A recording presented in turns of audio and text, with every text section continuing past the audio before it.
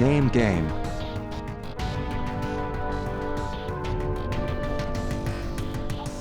Name game.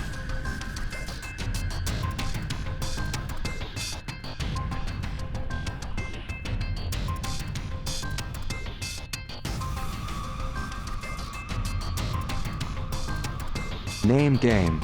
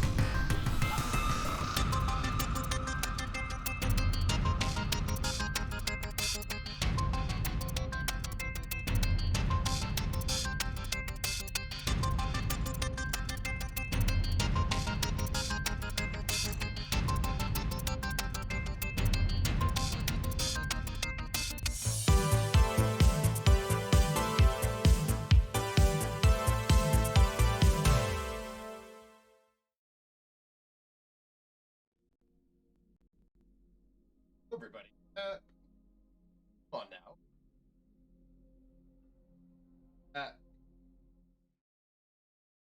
Over here happens.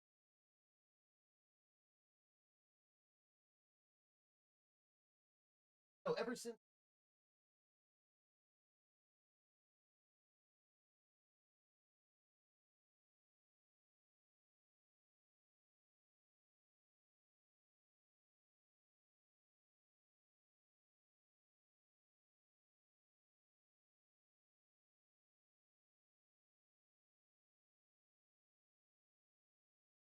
Follow through.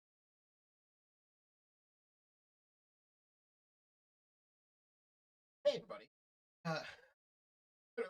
Uh, yeah, I'm kind of this now too. As a matter of fact, uh, yeah, uh, that is a true thing. That sometimes I am also a little obsessed with. By the way, hey, guess what? I was needing to increase the volume. I had to move my mic to where you could see it. Hi, everybody. Uh, how are you all? I hope you're doing well. Yeah, no. Yeah, no. Yeah, I was going for atmospheric. That was it. Um, yeah, apparently, if you point the microphone at your face, then it works. And if you don't, then it doesn't, which is wild. I mean, who would have thunk it, really? Uh, hey, everybody, how are you? Okay, everybody, I have to tell you something right now. This is really important. Before I sing or anything like that, right now in chat is the Corophon. And the Corophon is somebody that I have been chatting with for a couple of years now, I think, actually. And that's weird. But it's funny how time flies. So the Corophon, all right. So I'm gonna tell you because it's very exciting to me, and I want to let you know. So you know how in Roll20 there are character sheets, and very often they're just made by regular folks. They make those sheets, and then that person makes the sheet, and then they disappear, and then you have a sheet that's sort of old and not updated, and maybe it was sad, and maybe it was written with very strange spaghetti code. Anyhow, Traveller had a sheet, and it'd been around for a while. Who knows how many people had worked on it? And I was working on like updating it here or there, a little bit, like little pieces here or there. And someone, the Corophon, decided to just update the sheet. I don't know why the Corophon did this, but I'm glad that they did. So they just started like, working on updating the sheet and making it better and uh, making it awesome. And the Corophon is like super responsive to people's suggestions, and it's just done such a good job updating this sheet. And then guess what happened? Then what happened was that uh, Mongoose was like, we need to make an official sheet because they wanted to go and like integrate compendium stuff. So all of a sudden, then the core fund went missing because they were working on the official sheet. And they have now made the official sheet. Our players do not have the most current version, and when they do, they're going to be so excited because then they're going to be able to see the compendium um, integration. So something that you need to know about Roll20 is that only official sheets can have compendium support right now. Why that is, I don't know. Probably because there's a whole lot of work that goes into having compendium integration that involves a lot of Roll20 resources, probably. Anyway, so uh, the Corophon has been worked really hard, got all this compendium integration now into the character sheet. And we have talked off and on for a really long time about little suggestions here or there. And one of the things is that the ship sheet, uh, yeah, yeah, that's so I Corfon, I feel like the company is probably a lot of work to get that coding working, right? If it wasn't official and had a compendium, they could probably get sued for copyright. Yes, Krillin, I think that is it, right? That hey Max, I am winning actually. I am. The interview asks you a question asks you a question into mic, then places the mic behind their back. This is what happens. Um, So, Carlin, I think this is the concern. I think the concern is about copyright violation. Yes, that's what I think it is. So, um, the core font is great, right? And what's really great about the core font is that core font really cares about like backwards compatibility, like all these really like just really great things, and also is a obviously a cool coder. Obviously, core font says fair amount, but as a software developer of 35 years, I've written a transcription framework that converts the PDFs into HTML pages and generates the drag and drop pages. Oh, wow. Okay, awesome. Software developer. Well, that makes a lot of sense why you're able to do cool things. So So here's the thing that I didn't tell you all. I showed uh the version of the character sheet, which is a little bit older right now that we're using in the game, does have the trade sheet on it. And the players were very excited about the trade sheet. They're like, "Ooh." And I was like, "Yeah, I know. How cool is this?" So one of the limitations of Roll20 at the moment is that you can only have one character sheet. You can't have two different types of sheets. So the sheet that we currently have has all these like different settings. So you can turn this one sheet into different types of sheets, which is cool. Um, Get well, Papa, that's so great. So what is really neat? Oh, Artie. By the way, you should watch tomorrow for no particular reason. Artie, you should just watch tomorrow, Roleplay Reflect, for no particular reason, but you specifically, for no reason, should watch tomorrow. Anyway, so here's the thing about Traveller is that because it's like a crew-based ship combat, each player has some kind of resource that they're tracking in combat itself. And the character there isn't in the book the character sheet, well, the character sheet for the book is not actually a character sheet. It's a sheet that has your stats and data on it for the ship itself, but it doesn't give you, it's not a functional sheet that you would use in combat. Let me see if I have a, I don't know if I have an example of what a traveler ship sheet looks like. I mean, I do, but I don't know if I have one on paper right now that I can just show you. But what it does is that it just gives you the core functional details, but it's just not something you'd want to use in combat because it doesn't give you the details you need. So when you translate that into a character sheet, a digital character sheet, you then get something that is again not particularly functional because the original sheet was not really a combat sheet. So um and as a GM, you have slightly more needs than a regular player.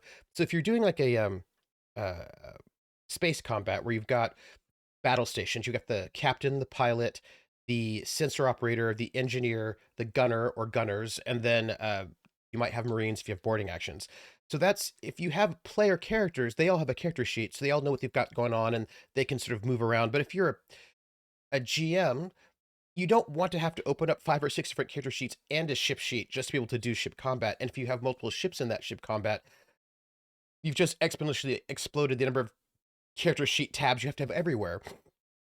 So Corfin and I are talking about how to, create a really good combat tab in that sheet that has all the important panels that you would need so that you can just open up that sheet, click on the buttons you need, and have everything taken care of.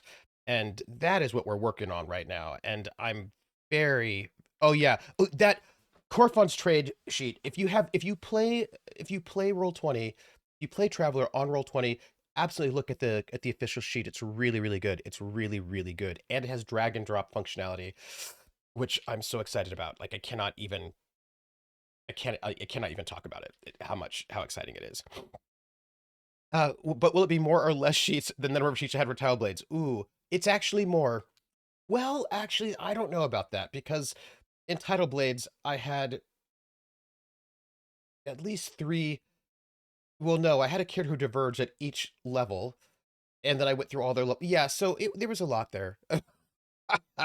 um, but what I was going to say was that there are, and if you really think, okay, what does each person have to like?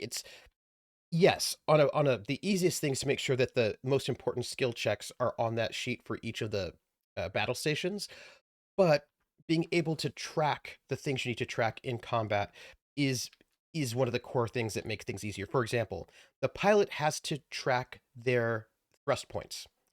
How many thrust points do they have available to them? If you know, they have, do they have one? Do they have six? So being able to sort of track the thrust points. And I when I one of the first things I did when I was making my own version of the sheet was to create a strip that was sort of like, it was basically stylized, sort of like stylized checkboxes, so that the it didn't look, it looked like a bar rather than the checkbox, that so you can put in with the max number of thrust points you have, and then the pilot can like click down like, oh, we have four left because we just used three. Oh, now we use two. If they get a boost from their engineer, they can add one, right? So the way that they can always see how many thrust points they have, because during a round of combat they might use three of, like if you're the in the gambler, right, the harrier, uh and you have that ship starts with six, like they have a thrust, a maneuver engine of six. Okay, so they've got six thrust points every turn, but they don't necessarily use all six of them to move. They might decide, the pilot might decide to use four for movement and then two for dodging or for aiding. So being able to keep track of how many points you have per round, because you use them at different times, is important. Uh, I've been on the internet too long not to snicker things just thrust, like our ship, the thrust issues in the Expanse. For example. Um, mhm. So being able to track how many thrust points you have will be really, really important for the pilot section, and then that's there. Um, the captain, mostly what they're going to do is generate bonuses, which I think they can track on their own. And then for the sensor operator is doing a lot of attacks, but they do need to be able to track how much computer usage they have. Now, if the ship only has the same number of programs as they have bandwidth, then they're fine. But that might not be the case. So you might have to have the choice between, do you load up the fire control or do you load up the defense, right? So like there are a couple different programs that can be up at any given time, and they may need to swap that out, and that would be the sensor operator who's swapping off that. So having a spot where you can have little check marks about like which programs are loaded, and then the gunners, of course. And the sheet itself right now has got a really great section for the gunnery, where you've got the, what's really good about it, it's what's really good about it is that you can enter in the specifics for the weapon itself, but then there's a section for each hard point, and the hard point is actually represents the gunner itself. And on that section, it says, you know, what are the bonuses that you get from the ship? What are the bonuses that the gunner has? And then there's a button to click attack. So I can be like, okay, so this is a gunner that has a +2, but the ship itself, it's a beam weapon, so that's a +3. This ship gives them the +2, whatever, whatever. And I can have all the bonuses, not just for the person, but also for the ship, right in that section. And then I can click attack, and it'll take all of that, both the ship's bonuses and the character bonuses, into account. Boom. And you have as many hard points as you have gunners, right? So that's in many ways the perfect model, because it gives you the space to put in the specific character details, the specific ship details, and there's a space for each PC basically. So that's pretty good. They don't really have to track anything except for ammo. And then you have the engineer, which is going to be a little bit more complicated in terms of setup. And if everything goes well, you don't have to worry about it. But the engineer has to track energy, right? How much power usage the ship is doing.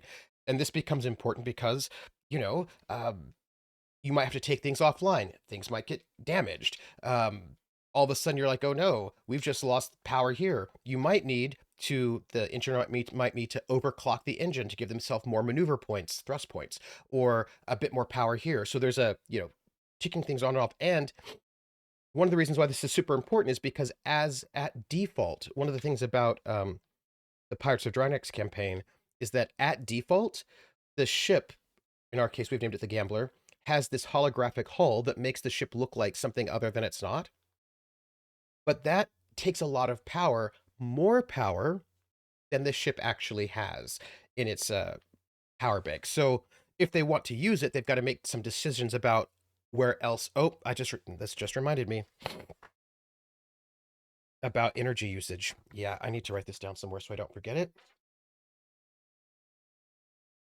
Variable M drive power usage. Yep. Okay, so one of the things that becomes really important is that uh hello, Hawkeye. One of the things that's important is that as written, uh so first off, the original character sheet didn't have any way to track power. It just was like told you what the power usage was, which is exactly what the regular sheets are like. I really want to show you what this looks. I can show you. I can show you. Hold on, let me see. And then we're gonna go do ancient times, but I do want to, I do want to show you because uh where are we? Active RPGs, Traveller, ship sheets, R trader. Let's see. Is this it? Yeah, it is. Okay, this will do because this is exactly what I'm talking about. And let me, I think the way I do this is like so. This will be, we'll do this as a JPEG.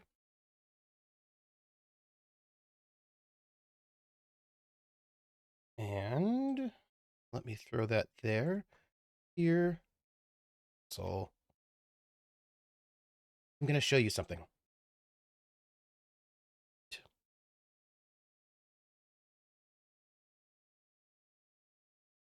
Uh-huh.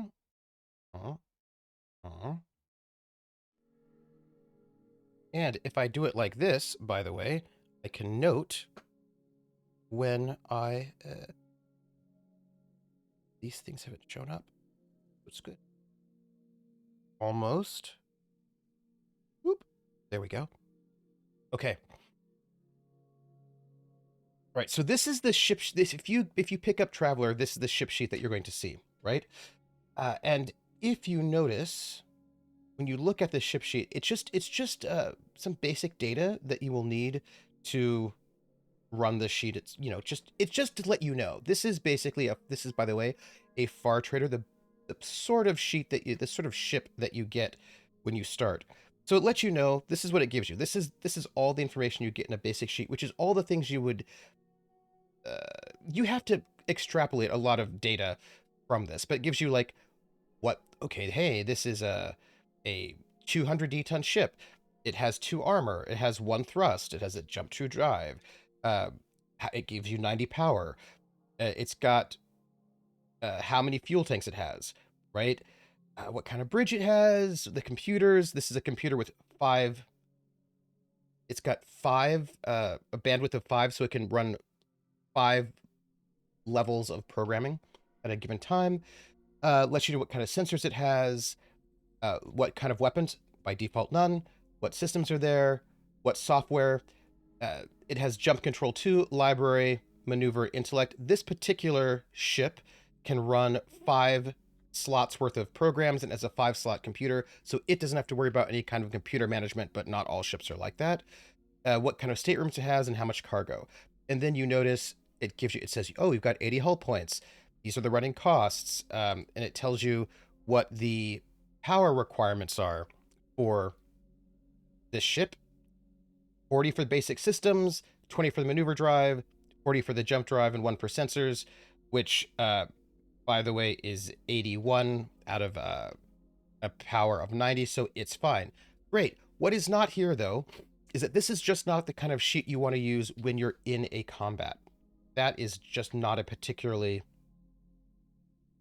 practical thing because there's a lot here you have to worry about.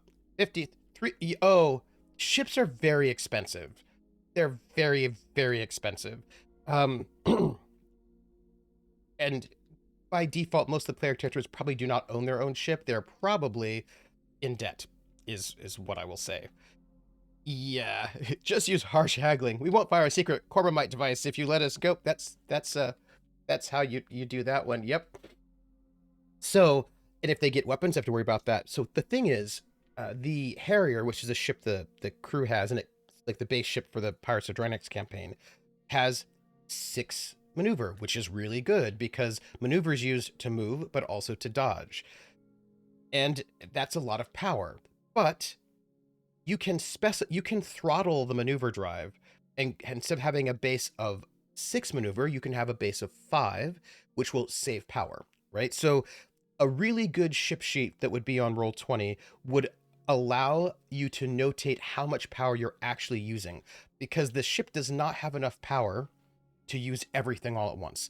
So like, okay, well, if we throttle maneuver drive down to 5, we can use a holographic hull at the same time. Okay, if we turn off the holographic hull, everyone will see what we look like and who we are, but we can then use our full thrust.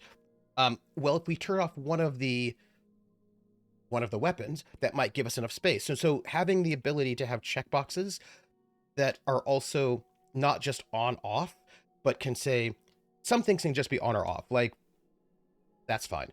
But you need to be able to know, like, okay, well, how much power are you giving to the energy, to the maneuver drive? Do you have both of your weapons on or just one weapon on? Are you using full basic sensors, or are you basic energy costs like for life support, or only half? So there are a bunch of different things, and in combat, if everything is going well, or if your ship has enough of a power plant, then you should be fine. However, that isn't the case for the base ship for the Pirates of Drinax campaign, where having to manage your energy, your energy usage is part of it by design. But two, the minute you start having critical failures, critical attacks on your ship, where you start having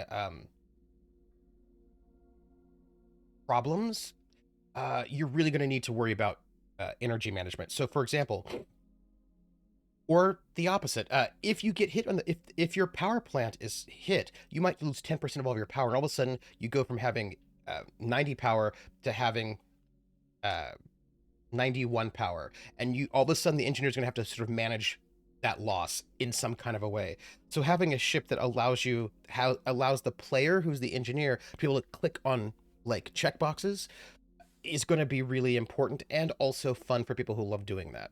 Um, and also, Max, target the engines, target the power plant. Oh yes, you should target the power plant. That's a or the weapons. Uh, and you can in Traveller do targeted attacks. It's a bit more like your 2 hit number goes up some, but being able to target being able to target, say for example, well, I will say this is actually really tricky because there are a lot of different things you can target, but the power plant's a good one to target. If you target their power plant, you hit their power plant, and they lose power, even if their power is just dropped down 10 or 20%, they may not be able to jump out. They may not be able to dodge. They may not be able to run their weapons. Like, there are a lot of really great things you can do that allows you to, you know, win without destroying the ship, which is very, very nice. I thought you were supposed to target the ammo storage. Well, it. Oh, everybody deserves Earl Grey. It's true. So having a character sheet that will do this is very useful. And our current character sheet, well, the base sheet. See, I don't even think of this as a character sheet for the ship. I think it's just like a data sheet. Like, here's a data sheet of like the info. To take this to something that's practical, you have to look up. Okay, well, what is the civilian sensors? What is the bonus that comes with the civilian sensors? It's actually a penalty. Okay. The weapons, if I had a weapon, what would be the bonus for that weapon? Right. So like there's a lot of practical data that if I were you have to look up. What's really great is that Corofon has put a lot of that stuff in the sheet, so that's really practical. But there's a way in which I think having a good combat sheet will make it practical. So at the moment, I've got. Oh, hold on. For every ship in combat, I have to print out one of these, and this is a table that's in the Traveller book. It's the critical hit effects table.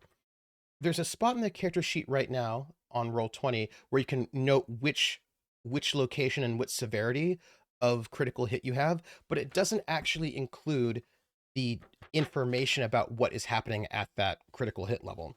And that is actually really important to know, because right now, not just what level of severity, but also what the effect is really important to know. At the moment, our ship, the Gambler, has a severity 2 critical hit, which means it has a random weapon disabled. Their missile rack is disabled. They cannot use it. It has an armor severity critical hit 1, which means their armor is reduced by 1. Right? I need to note that. And then it has the hull, has 2 critical hits, which means it's just taking a lot of damage, which sucks for them.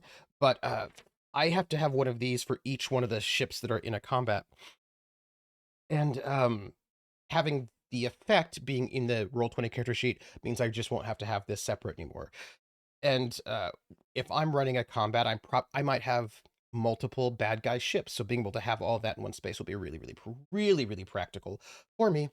Uh, is it a ship shape sheet? We are.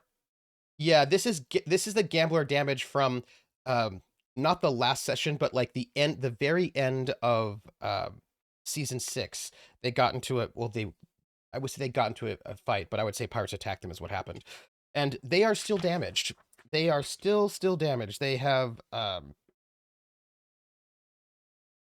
still damaged. Not great for them, especially since there are a lot of pirates around at this point in time, all looking for a great treasure. Damn you, Peter Valis. Uh, do they remember? Oh, I reminded them. They know. They spent a little bit of time right before they jumped out of Noricum on a moon doing a little bit of repair. Uh, they should be putting vac suits during combat because you don't want to be spaced. Their ship has got 88 hull points, which is really good. Oh, this reminds me, I need to write this down somewhere. PC's ship sheet, add to HP possibility. Okay, so the their ship it's a 200 D-ton ship, which means by default has 200 hit points. I'm sorry, 80 hull points, but theirs is at 88 because they've got an improved hull. And but they have taken out a ship twice. Have they taken down a ship twice their size? They have not. Not yet. Not yet. So they've got 88 hull points at a base, and currently they have 53 left. They were down to 47, but they did some repairs. They don't have a lot of scrap though, and they have not been keeping scrap on their ship. They've been keeping like 1 D-ton, but you need a lot more scrap than that if you want to repair a ship in combat or after. So they don't have enough scrap, and they're sort of out of scrap. They're out of scrap. They have only half their hull points. They've got 2 critical hits on their hull, 2 on their weapon, 2 on their hull, and 1 on their armor, which means their armor's reduced.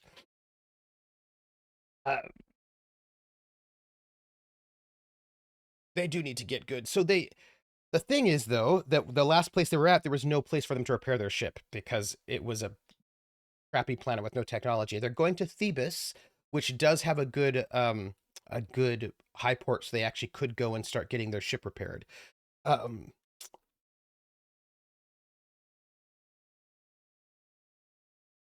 But they also want to go and check out other things. Go walk the dogs. They do need to find some scrap and lay low. That is exactly true, but they also need to find this treasure globe that's in a space where pirates like to hang out, so that'll be a bit of a problem. So I don't, so, it's entirely possible that they will, there's an SOS they just jumped in the system where they can fix their ship, do some trade, lay low, do some investigations before they go in. But there is an SOS signal that's coming out there. and I don't know what they're going to do about that because if they yeah. So anyway, they've got a lot of they've got to work on they've got to fix their ship is what they really need to do. Um, they really need to fix their ship. But I would love to have an updated character sheet, ship sheet, not implying that there'll be any ship combat sometime very soon, but there could very well be ship combat sometime very soon. Yeah. Uh, They're using a lot of scrap they found earlier to get the ship functions online from the start. Mm-hmm. Thanks for the shout out, Trooper. Very nice to collaborate. Yes, this is gonna be so good and nice to find your channel. Thank you. Oh, I'm keeping the notes every time, and probably Corfon, what I'm gonna do because I will have time coming this week, starting Monday ish. I'm gonna go and do a practice space combat again. I do this all the time offline. I just do some practice space combats with myself so that I can be like, okay, let me make sure here are all the scenarios we've got, what will be useful, dogfighting, and I'm going to go through it again. I have a really nice flow chart that I've made for space combat. Some handouts. I have handouts, and I'm going to just go through again and think, okay, that's right. We've got to be able to throttle. We've got to be able to throttle the maneuver drive, and that's going to infect power here. The pilots need to be able to do this. They need and if I'm the GM and I have to run an entire crew of pirates on one ship, what do I need on this sheet so I don't have to pull up lots of different sheets? Okay, if they get damaged, how do I need this to work? And what is the way to make this very fluid so that it's usable and functional? And that I don't have to have a lot of extra sheets hanging out. And so, and it's, and also that's fun and looks visually cool. And I think that's going to be the thing. Um, do I have time? I'm actually getting some time, I think. I have to wonder, was all that extra scrap found from repairs or was it a collision with another ship? Oh, they stole it. They stole that scrap. Um, they, they, um, They stole it from a ship that they were pirating is what happened. Uh, yeah. I can test the sheet in progress. Ooh, yes. Yes, I will message you about that, Corafon. I will message you about that. Um, Feel free to link me in when you want me to take notes while you do it. Oh, you know what, Corafon? We should do that. Corafon, we should meet up and this week, and then we can go through a space combat together. Let's do that. You're in UK. Easy peasy breezy, beautiful cover girl. You're in UK time, no worries. We will meet up like it'll be earlier my time. We can go and do a space combat together, and we can talk through it, and you can see it on a practical level. That'll be awesome. Yes. Hey everybody, look at that. We just did a thing in real time together. I will message you on Roll20, and we'll connect on Discord. We'll get into a game on Roll20 and we'll do a practice combat. Oh, hey, everybody, I hope you're really excited because uh, More Fun is like just done such great work. So I don't know if you looked at the old Roll20 sheet. It was not bad, but it was sad.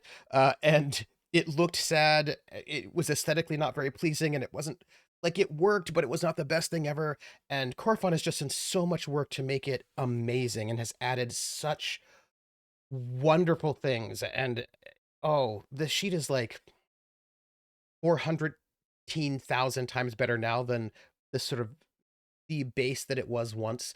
And just like so good. Oh my goodness. Teamwork. Oh, so and I know the players are gonna be excited, and I know whoever else is gonna be looking at it. Oh, Corfon is blushing. No, Corfon, you deserve all of the praise. The sheet did not look good. It was an ugly looking sheet in the past, and not like that's no offense. It just the aesthetics were not there, but it looks so much better. It works much better. All these really cool parts have been added to it that make it something that uh, and I'm gonna give one sort of perhaps what's the word non-standard sort of compliment. And my non-standard compliment is this: Traveler's a crunchier system. It's not a complex system necessarily, but it's crunchier. And I play a lot of crunchy games, and there's this thing that some people tend to want. And what they tend to want is to not know how the system works. They're like, "Oh, I just want a sheet that does everything for me so I don't know what's happening." And I find that to be not good, and I prefer not to have sheets that do that, because then the players don't actually learn the game, and then the players don't learn how to manipulate the game, and then how to win, right? Because they don't know what's happening, and they don't actually understand what's happening. And I was introduced to on a different VTT where everything was automated, everything. And I was like, oh no, the players are not going to actually learn the game or understand what's happening because everything is sort of behind like a mysterious wall. It's more like a video game than a role playing game. And that is not going to ultimately empower the players. But what's really good about this sheet that Corfon has made is that it automates the things that are good to be automated, like lookup tables, right? Like there's this, the trade sheet is really great. As a GM, I can roll up all of the base stats, but I can just click this button and it does it. That is not about understanding the game. That's just like automating tables. All that stuff is automated, which is really, really good because that's great. Um, but the sheet doesn't take away player agency by hiding how the game works, right? So I find that there's a really important balance between making things go smoother, which I think a really, really good sheet does. I think a really good sheet understands that it's a digital sheet and helps make things go smoother. It tracks things easier, right? It puts things in there so you can use it, and you can use the sheet rather than the sheet just doing things for you so that you know what's happening. But it does automate those things that you don't need to. You shouldn't have like that. It's not a choice for you as a player or a GM. It's not an active choice or an interesting thing you can switch you can pull. It's just like, oh, I need to just look up what that thing is, right? Yes. Um, they want, yeah, Artie, there are a lot of people who want their sheets to be black boxes, and I find that to be not as useful. That's why you steered away from the character mancer. Yeah, they should be a toolbox, right? A good character sheet should be a toolbox. Absolutely. Nugget says automated is cool for some stuff, but rolling the dice, clicking the roll button helps me feel like I'm actually in charge of my character. It says Nugget, yes, right. And I think it's important to know what the sheet does mechanically, right? So, for example, you should you should know if you click like there are choices to make, right? In terms of like defense, offense, or maneuvering, or what do you want to click? Like what button do you want to click here? Like you should know what they are and what they do. It should be a toolbox and you should see, it should be transparent. But some people find transparency overwhelming. They don't want to know what's happening. And I find that and they would like a sheet that does everything. And I think the sheet should have all the pieces, and then you pick which pieces you want, and then you do them, right? Because this way, the player, and in some ways, I think the best kind of sheet also makes that more apparent to you, right? So, if, for example, so Horifon has added this to the sheet right now. It's not in the current sheet, but he's added it. That if your power usage is over, then there'll be like the over your capacity, it'll turn red so that you're like, oh gosh, we're using too much power. So the sheet can alert you to things, but then you need to make choices like, oh wow, we're using too much power. We need to take things offline. And then you as a player or the engineer has got to decide what things to take offline. Or your hull capacity. You should enter in what your cargo hold, how much cargo hold you have, and then as you add stuff, it'll be like, hey, you're out of cargo capacity. You're like, ah, dang it, right? So being able to track things like that so you don't forget them allows you as the player to be able to make choices like, oh no, do we take this or do we take that? So things that like make more, I think like a good character sheet makes things more transparent for you rather than less transparent. And it highlights a good character sheet, I think, will highlight the choices you have to make rather than obscure them. If you see what I'm saying. That is what I think. That's what I think. And if you do that, then I think you can have a different kind of fun, which if you're playing a game like Traveller, that is part of the fun. It's like, oh no, how do I well, then you get to be like, if you're the engineer, then you get to be Scotty. Ah, I can't give it no more para, Captain. Right? Like that, you're like, oh, right. So I think a sheet that enables that kind of role play by highlighting the choices rather than obscuring them is really the sweet spot. That's what I think. So that said, we had some yeah, so I'm gonna go and do some space combat with Corofon this coming week. It's gonna have to be probably Monday or Wednesday. Probably I'll have to check. Probably Wednesday. Yeah, I'm gonna message Corofon. Pew pew. Yeah, and those things I think. Can I just say about character sheets? Well, actually about VTTs. Oh, and things like this in general. Uh, Zanzibar says, I don't know how difficult programming sheets in Roll20 is, but I was imagining the sheet for a ship station that looks and feels like the station's control panel. This is actually also what I'm imagining, in sort of a way at least. I'm talking to Corfon about this, but I want the combat tab to be organized by battle station. Right? You've got the front page, which is just all the details of the ship. That's great. But the combat tab should be organized by battle stations. And in Traveller, that's pretty easy to do because you only have the captain, the pilot, the sensor operator, the engineer, however many gunner stations you have, and then you have Marines. And so if you organize each panel being a different battle station, then you can be like, oh, this is what's in each battle station. The captain basically does leadership and negotiation roles. That's what they do. So you don't really, and they might have like yeah, that's what they've got. And you can, I guess they could generate successes they can give to people. You could track that. You could put a little tracker there for how many like successes they can give out. And the pilot would have a little space to track their thrust points, uh, and also their skills. The sensor operator would have a space for their skills for the kind of actions they take in combat, which is like jamming, blocking, trying to break jams, right? That kind of thing. And then their computer management, right? The engineer has got to be able to repair things, so a couple of like slots for that kind of role, and then their power management. The gunner is going to track mostly ammo, but then their guns, pew pew pew pew pew, the skills for that. Yeah, so if you do it right, you would have like a panel for each battle station, and then as a GM, I won't have to open up individual character sheets for the entire crew. I can just put all the relevant skills for each of the NPC pirate members in their battle stations, and then I can just work off that one sheet. And as players, they can enter in their character's information in their battle station, and they can also just work off the one shared sheet. So that is, and it becomes really clear, like, oh, I'm over in the, and here's the other thing, by the way, and has to do with Zanzibar.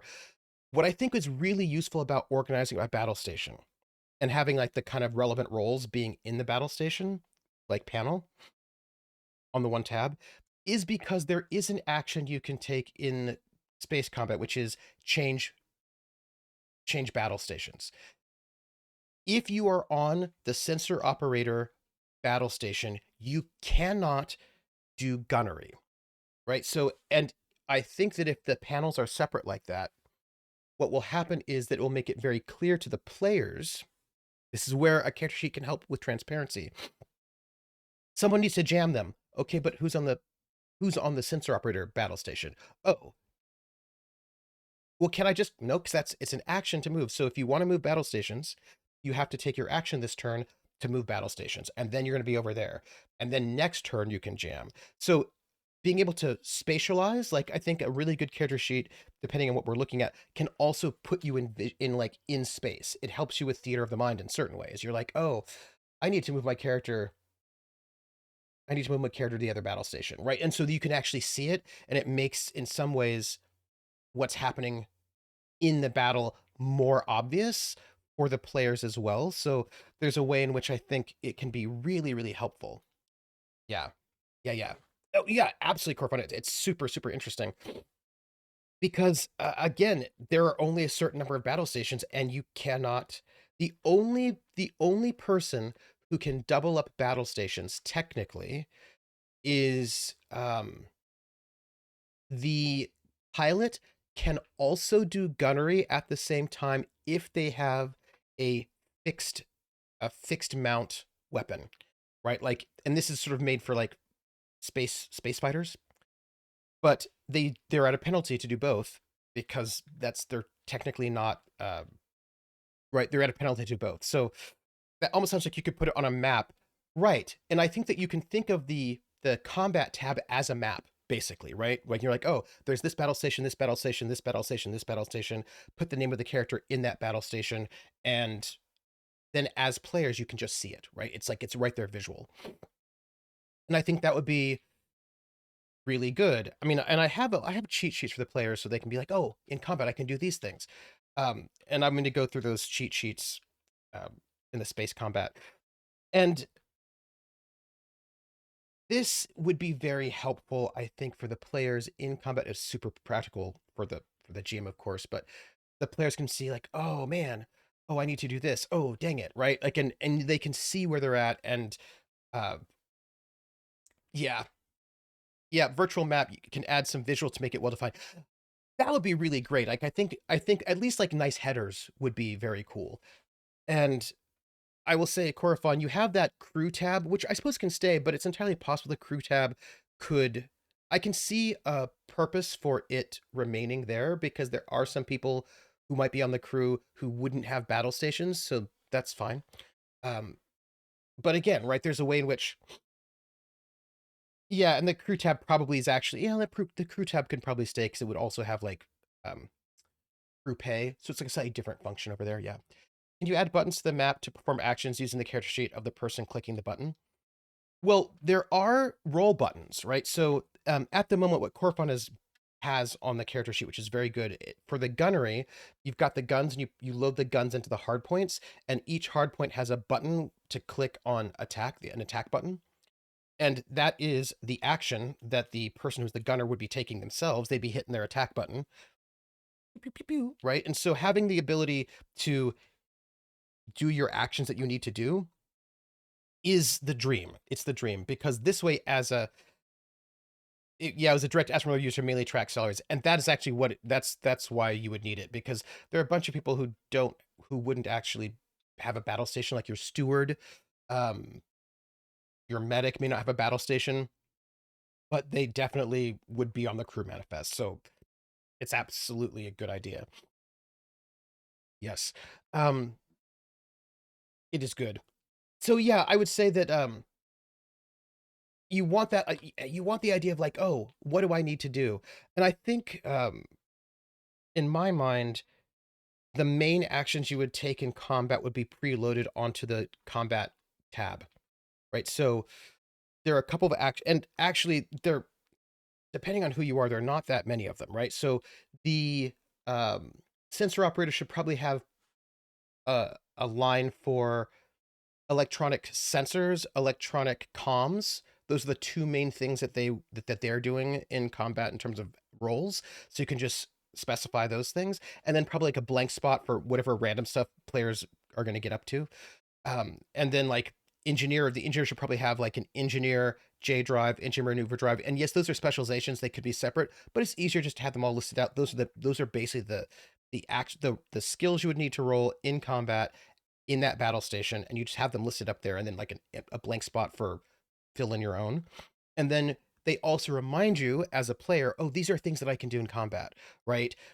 With maybe a little note like jamming, uh, like repairs or whatever it is, like what the function of that role is, so that if you're the player, you're like, oh right, okay, I need to do this thing, boom, boom, boom.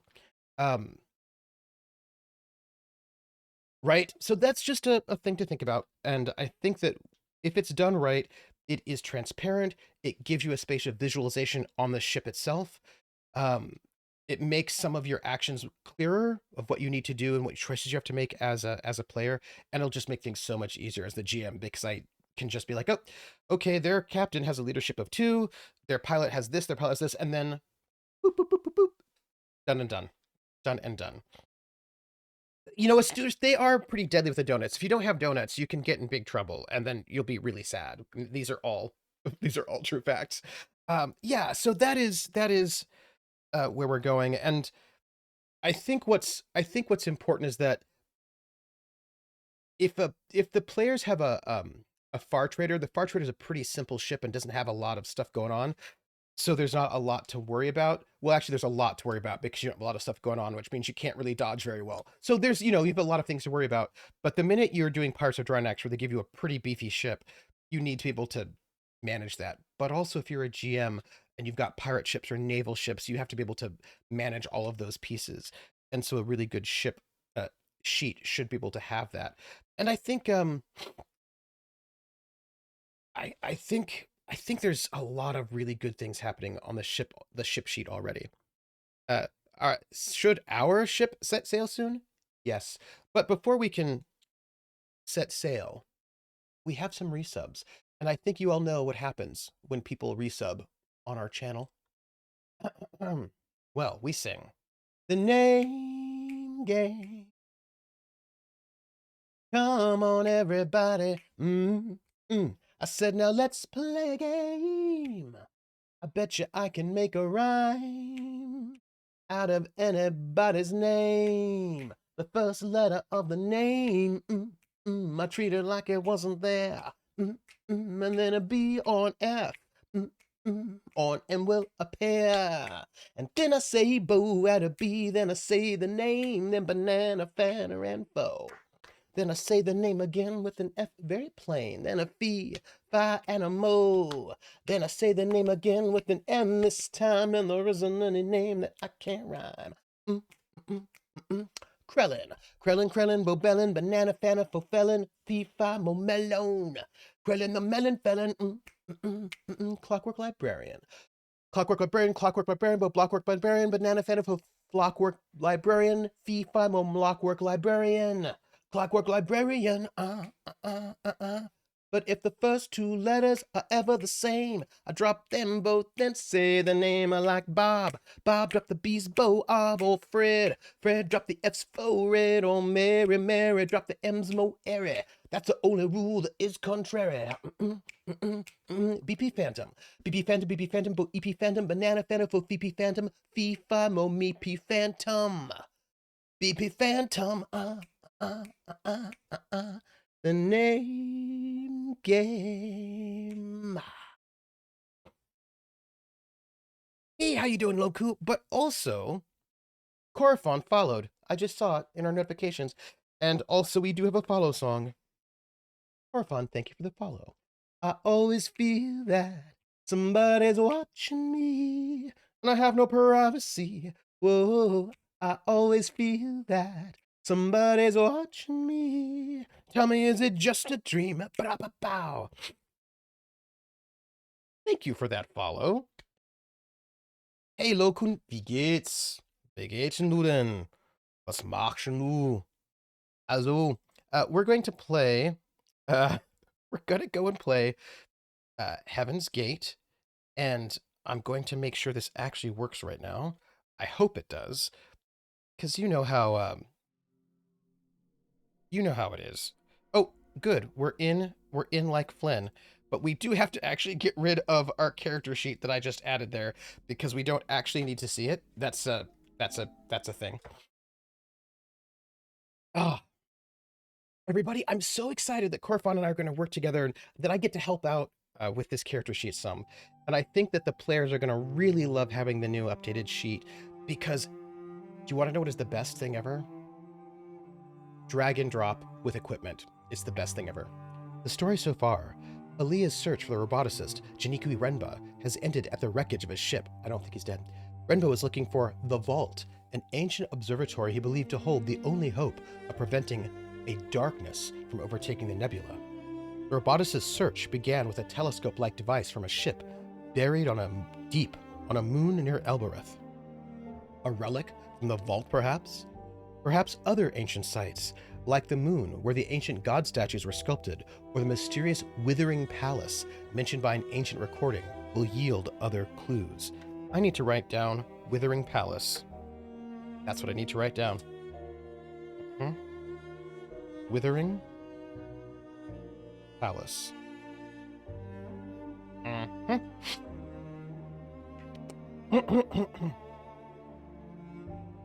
excited. Y'all, I'm so excited. Anyway, look, I get really too excited about space combat, but also, everybody, we're gonna be doing space combat in the Expanse on Sunday. So, that's tomorrow. In case you want to know, we're going to be avoiding our advisor. Probably. I mean, definitely. The nobles must be droopy. Oh, I'm so ready for tomorrow, too. I'm so ready. I'm so ready. Oh. Two shot. Everybody, I'm so excited. So, we're going to go and, because we're listening to Krellin, we're going to sail into outer space. I will ready the ropes, mistress. I literally have not stopped thinking about it since last Sunday. Same. While you're avoiding your advisor, I'm judging your choices. We are not the same. So this is us right here, right? This is where we're at. This is great. The Emperor's Graveyard. The Emperor's Graveyard Moon, where we had spoken to Kaya. It had been lush with plants, waterfalls, and tombs. I've no reason to go back. I guess not, but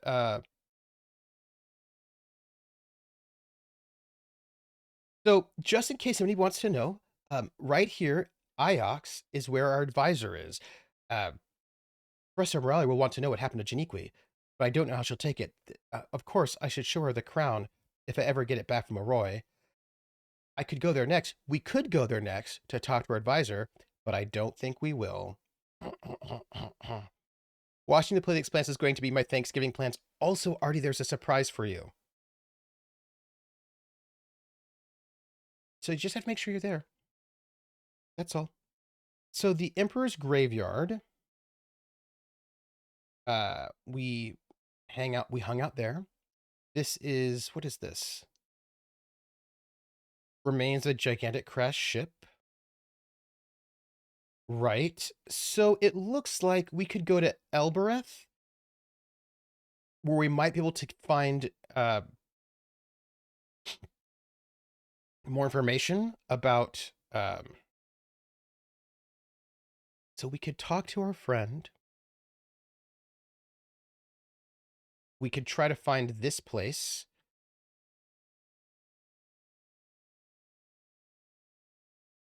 There's a pre-Empire site.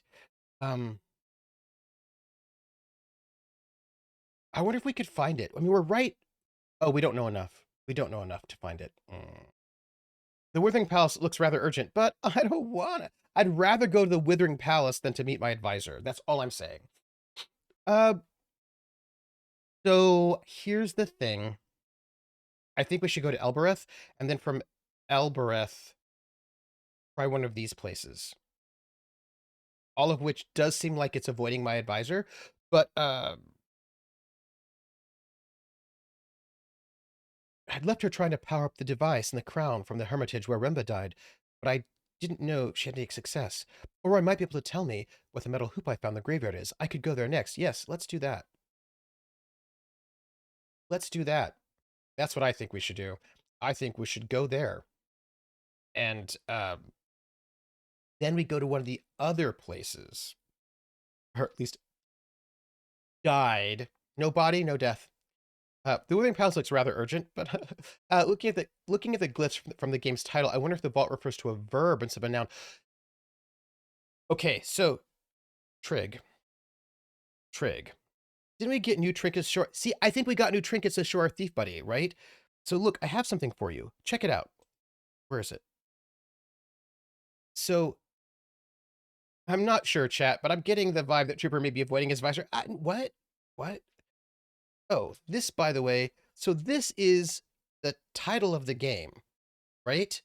This is the title of the game, and it looks like a location. Name game. Oh, well. The name game. PB Plays Inside is awesome. Come on, everybody. I said, now let's play a game. I bet you I can make a rhyme out of anybody's name. the first letter of the name. I treat it like it wasn't there. And then a B or an F. Or an M will appear. And then I say bow at a B, then I say the name, then banana, fanner, and foe. Then I say the name again with an F very plain, then a fee, fi, and a mo. Then I say the name again with an M this time, and there isn't any name that I can't rhyme. But if the first two letters are ever the same, I drop them both and say the name. I like Bob. Bob drop the B's, Bo, or Fred. Fred drop the F's, fo, red on Mary. Mary drop the M's, mo, airy. That's the only rule that is contrary. Be right, bo, e right, banana, fanna, fo, fee right, fee, fi, mo, me right. Be right back. The name game. With the message, hello there, trooper and friends. I return. Welcome back. Yes, it is I, joining you all for another month. As the number ticks up, it can only mean two things. Trooper will sing, and I will exercise my punny wit by saying, be right back. Wah! I love that. Yeah, subtly. So look, we get something about like a location and that kind of stars thing, and then like a verb thing. Oh, good night, Corophon. Have a good evening. A good evening. Yes. May you never be wrong. I will take the Heaven's Vault off, but we'll think about it. I think that we are really, really getting our language here. And also, Corophon and I are going to go and do some combat. We missed our turn, apparently, but that's okay. Hold on. Okay, well, we did miss our turn. That's fine. Yes, that's fine. We'll For the reset. longest time, Mayari didn't know about the Nightingale. Oh. I would hitch lifts with robot couriers to Elbereth, then slip away to play aboard the ship. Until one day, when Oroi reckoned she could figure out how to launch it. And of course, I didn't know how to stop. I pretty much crashed into the dock on Iox. Oh. That's funny.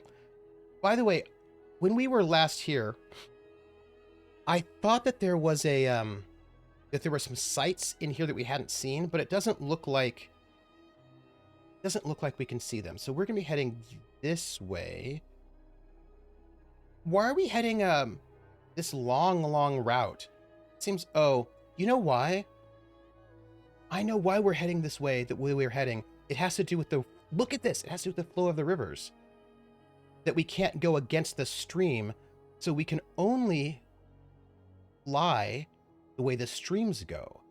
And the reason why I was wondering, like, here, if we need to go over here, why are we going to go all the way around Iox? And I realized it's because that's the way that the space rivers flow. Interesting. It's all one-way traffic. Trig, this is correct. The Garden Moon was a most curious find, mistress. I guess that's true. The Holy Empire was founded on a belief in rebirth. Okay. They believed in the loop.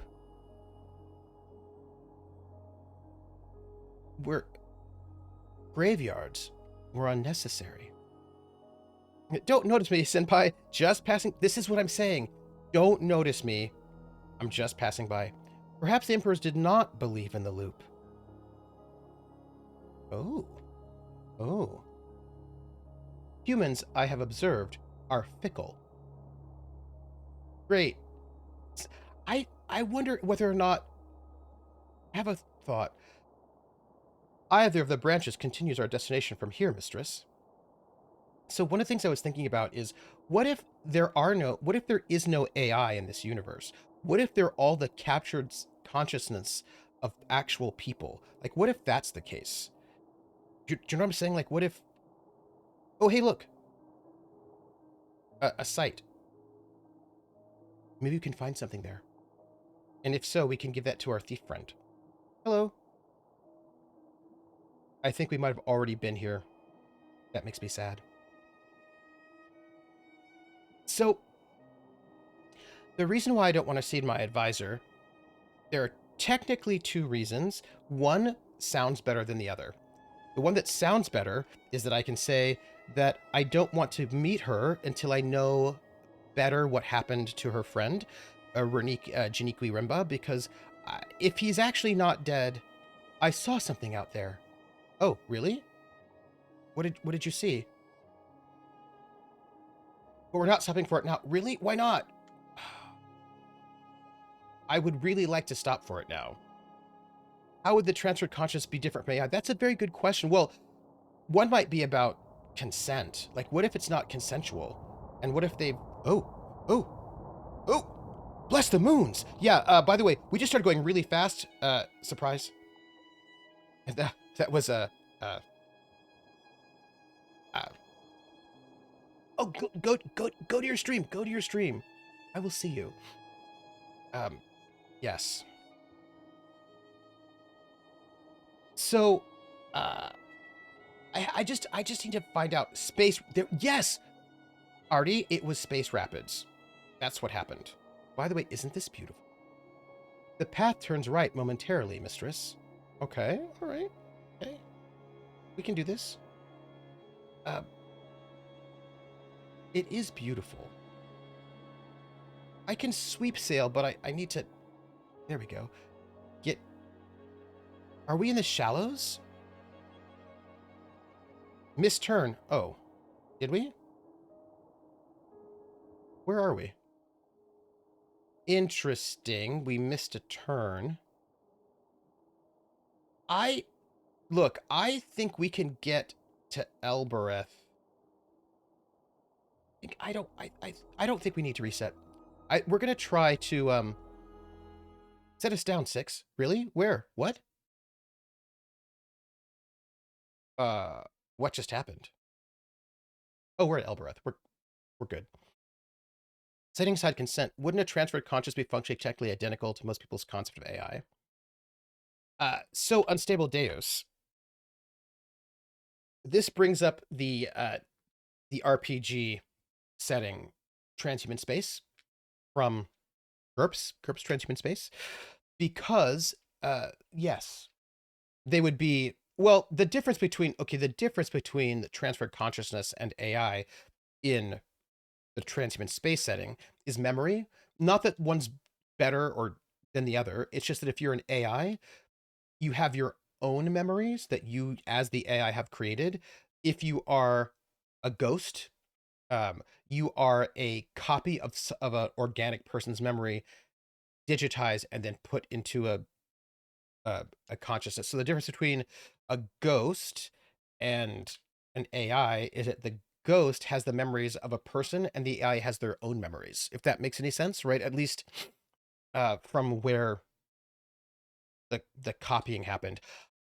AI doesn't imply consciousness. Well, this is this they have conscious. Never mind. It's probably limited to organic to organic. Well, they're well, not everybody in that setting thinks so. So in the transparent space setting, it does have consciousness, right? You if you are an intelligence, you have consciousness. Uh, we're not talking about an LLM. So you would have. I wish I had my books with me. I'm gonna have it on digital. Um, so there's also, I think, within that setting, a legal situation in that AI. I'm going to say they are functionally identical, and the philosophical differences are to be debated for the ages. Yes, I mean, but there are also within the setting legal differences in the sense that an AI is its own being, right? It's well, not all countries in that setting recognize AI as people, but in the ones that do, they're their own people. Um, then when it comes to what do they call them? So if you're an AI you you emerge, you're an AI, you exist, right? That's great. Um, Now, again, functionally, you can say they're the same, but one of the differences that what people will do in this setting is they'll make copies of their consciousness and they'll put them on, um, they'll digitize themselves, and they'll usually keep that digital copy of themselves on ice so that if they die, they just wake up their digital copy, and then their digital copy is now them. The problem exists when if that digital copy is awakened and you still exist, but you're both really the same, because legally in the setting, that other copy is still legally you as well. So if you both exist, who gets your stuff? So in most of the settings, it's actually illegal to have a copy of you existing at the same time as you. But yeah, basically, right? So there's some technical difficulties for what it means to like steal somebody's consciousness and then create a copy of them and then have that copy exist doing stuff. Now, with mechanically, the AI and the um, digital copy of our consciousness are mechanically the same, right? So in the world, there's no functional difference between them other than, um, I guess, depending on how you feel about it, right? Like that Star Trek episode where Riker got copied in the transporter. Yes, yes. Um, One could say if I'm an AI that doesn't have transferred memories, that all the memories are my own, I might feel differently about it. But if I know that my memories actually were somebody else's, that I now have them, I might feel differently about that. But functionally, they're the same. Functionally. Do we have to come here again? Stop complaining, Six. I've left the knife behind in the ship. Don't want the gate to bar us again. So, I really want to run Transhuman Space. I think you all would like it. It's a really good sci-fi setting. I think you would like it. Especially Unstable Datas, I think you'd really like it because there's a lot of really cool um, philosophical questions to grapple with. Uh, let's see. Benya. Really interesting stuff. The hard wetware might change, but the consciousness is a series of response patterns and stimuli that occurs on both types of platforms. Absolutely. Uh, yes. And that is the argument in favor of AI rights in the game. They're like, but it's so it's a really good setting, and I like it a whole lot. And I feel like I should run it because it's very good. It's very good. So some people would say, well, AI aren't real people in the setting, but why not? Why aren't they? I mean, that's an argument for AI rights in real life. Absolutely, absolutely. There's also the sort of the question of so what's all right.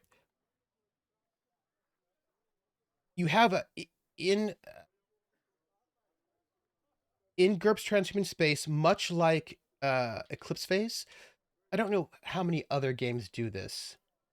I don't think Traveller does, but you can create the consciousness as a character because that's modularity, right? And then if you're making an AI character, you create your consciousness, and you usually create the shell, right? That your consciousness is part of. But you can swap shells. Like you can beam your consciousness into a small little dog robot or into a ship or into like you don't even necessarily even have to have a physical body. You could have your character be an AI that lives in a uh inside of another character. Like the character might have an interface and you're sitting inside of that character. So one PC, one player is playing a PC with a body and you are playing an AI that lives inside of their head. You could do that. And then you could jump to a big mech body if you wanted to. So there's a way in which, because as an AI, whatever that means, you can swap bodies, which is pretty cool. Um, Also, some people make clone bodies of themselves and then swap their consciousness into that, which, by the way, is sort of what our evil warlord in The Gamblers is doing, right? He's swapping his consciousness into clone bodies, right? So there's a, that is uh, part of it. I mean, there's a lot in there. Uh, yes, but some people don't like that because it diminishes the specialness of us. I guess, but yes. And some of those people are in this setting as well. But other people are like, yeah, I don't see why that's a problem, right? So yeah, there's like a it's a it's a very good setting. It's a very, very good setting, is all I'm gonna say. That's what I'm gonna say about that. Yes, it's a good setting. I had a Rissa and I had a really great campaign they were in for like 3 years. Hi, friend. I don't see a problem, but some people they do. But some people have a problem with a lot of things I have to say in Civil Deus. I mean, let's talk to him first. Hey, listen, Tappy. Um, where do you get all this stuff from, Tappy? People bring me things.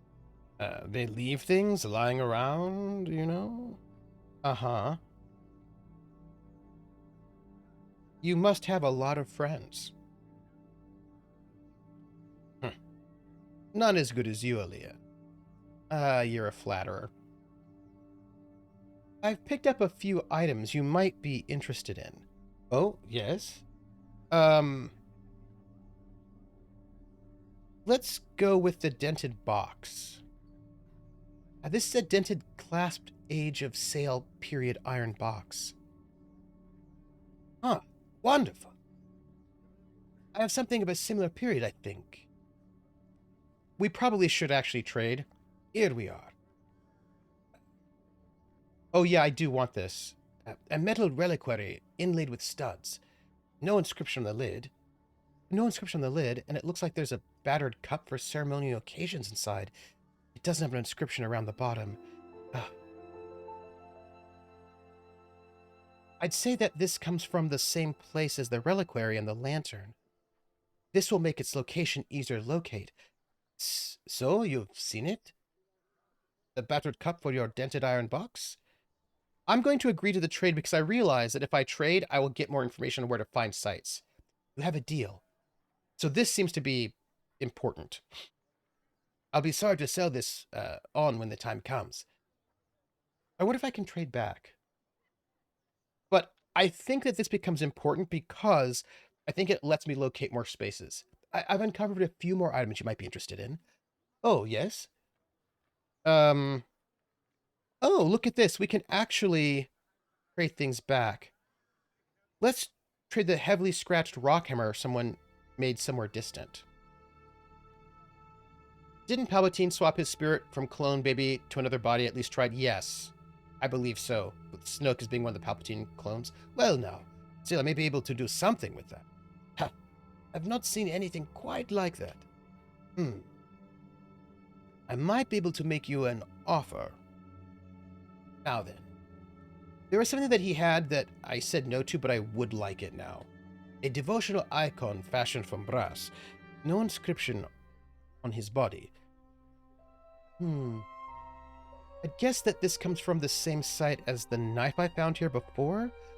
This should help us work out where to look for it. So, if you've seen the merchandise, the devotional icon for your heavily scratched, robust rock hammer, I will agreed. Look and look, we found a new location. You have a deal. So this is actually, we're doing trades, this is good. What a fine piece. Do I have more that I can trade? What you give me will keep me in business for a week. Anything else, let me consider another time, my fine lady. So it looks like we can only do 2 at a go, but... See you later, Toppy. Okay, but... don't get any less beautiful. You're such a flatterer. I actually... oh, wait. We have a few new artifacts to consider. We also have located one new location of note to a pre-Empire site. Perhaps we should return to the ship now, mistress? I want to see Aroy before we go. Obviously. Very good, mistress. Uh, I think... I think we're getting better at this game. I think we do have to trade some of our stuff. We can't hoard it, which is sad, because I do like hoarding things. But also that bread looks delicious. Just so you know. I'm not talking to her. Oh. Good faith to you. Yes? Tread softly. Hmm? Had enough of this place. Looks like a fun game for Bonnie and I. Oh! Hawkeye. Absolutely. You have to. Wait until we get to the decryption. It's so cool. It's so cool. I mean, I can't even tell you how cool it is to, like, decrypt and learn this ancient language. It is so good. Hawkeye, it is really good. Kind of reminds me a little bit of, Return of the Obra Dinn. Return of the Obra Dinn. We'll strike it again. How is she? I heard a sound like someone dropping a bag of rice. Oh, Hawkeye's so good. Or falling out of bed. Do you have an encumbrance limit? Finish looking to your crown. Tell you what I found. I don't think you'll believe me. Well, I've never known you to lie to me. Harsh honesty, but you never lie. The crown spoke to me. I powered the thing up eventually. Nothing happened, so I put it on my head. And I look pretty good with a crown on my head. Did you know that? Huh. A little snarky. I'm sure you did. Yeah! Obra Dinn is so good. It was the first time you streamed? Honestly, I'd rather it wasn't here. I'll keep it safe.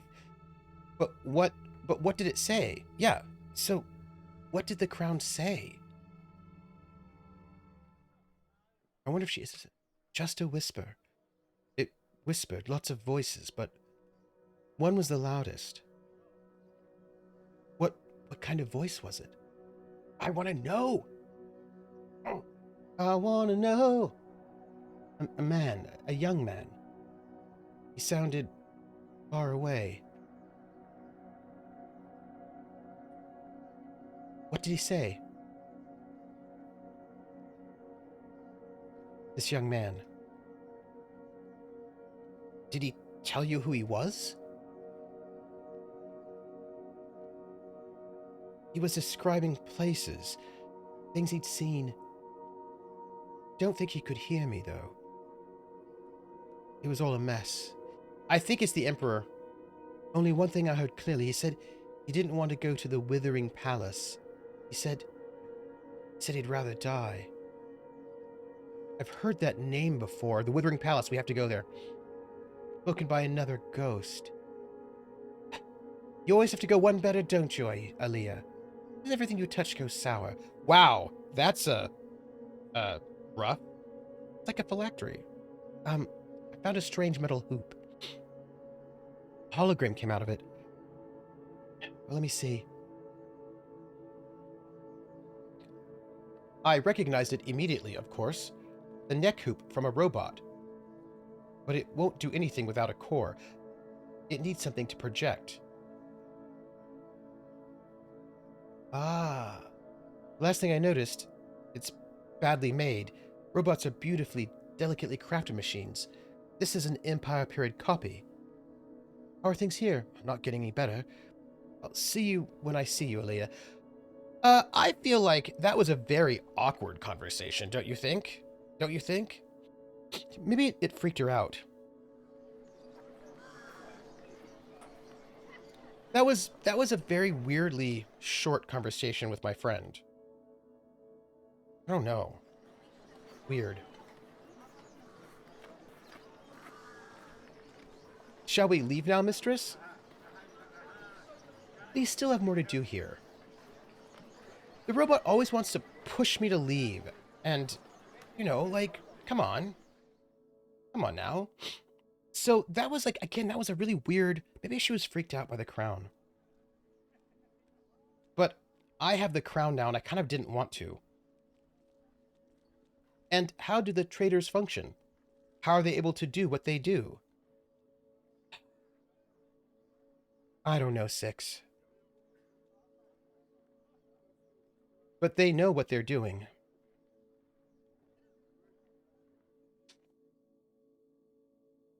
I hope we get some kind of revolution here on Albereth. You know, like a little mini revolution. All right, we are going to go out and we're going to see our friend.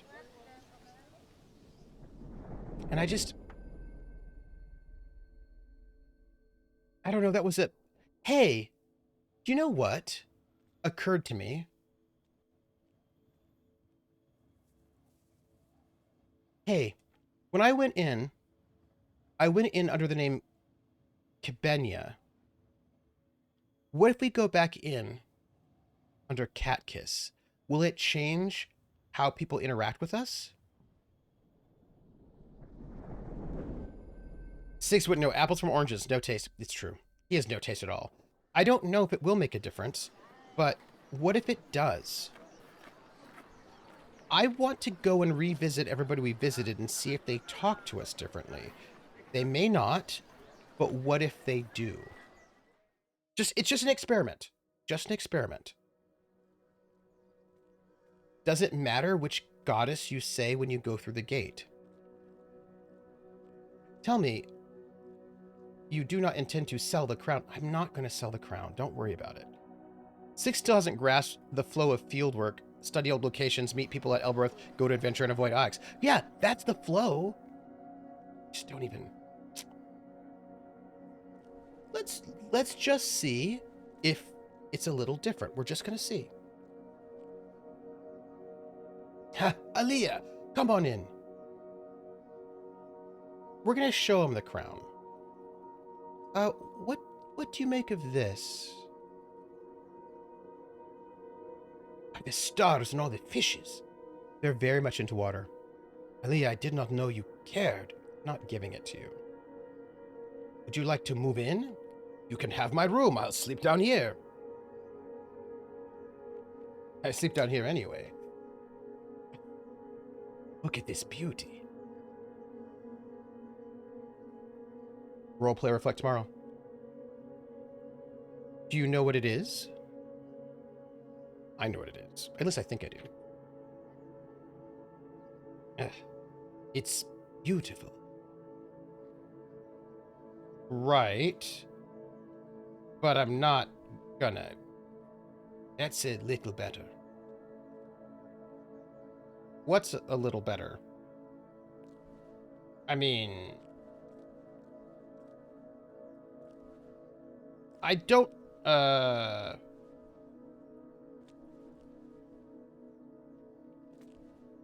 did I give it? I didn't give it to him, did I? No. See you later, Toppy. I just... May your steps stay steady, Aaliyah Elazra. I didn't give it to him, right? Shall we leave now, mistress?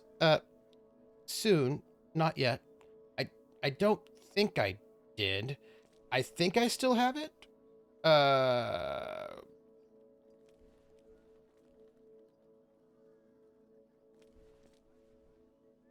It's question.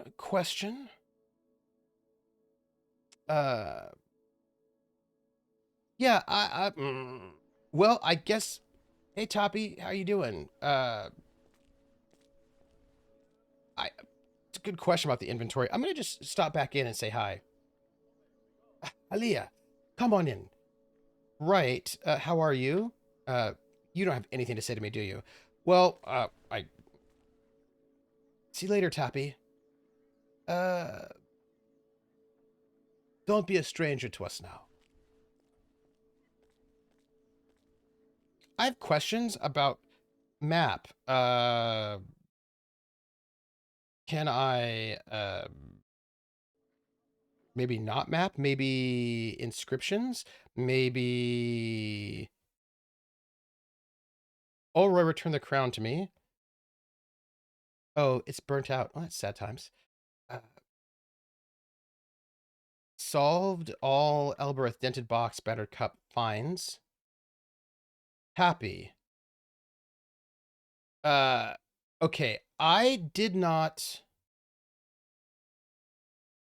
Uh, okay. So I didn't give it to him. I still have it. Okay. It looks like it. Okay, great. So, oh, my life, Roy. I feel like Roy's son is born. Helped launch Nightingale. 3 breaks down. Roy buys 3. I gave the crown to Roy. So it looks like, okay, it looks like we still have it. Um, before we leave, I want to go and say hi to my friend, my bartender friend. Then we can go. Uh, I have this sense of unease, everyone. Why is that? I don't know.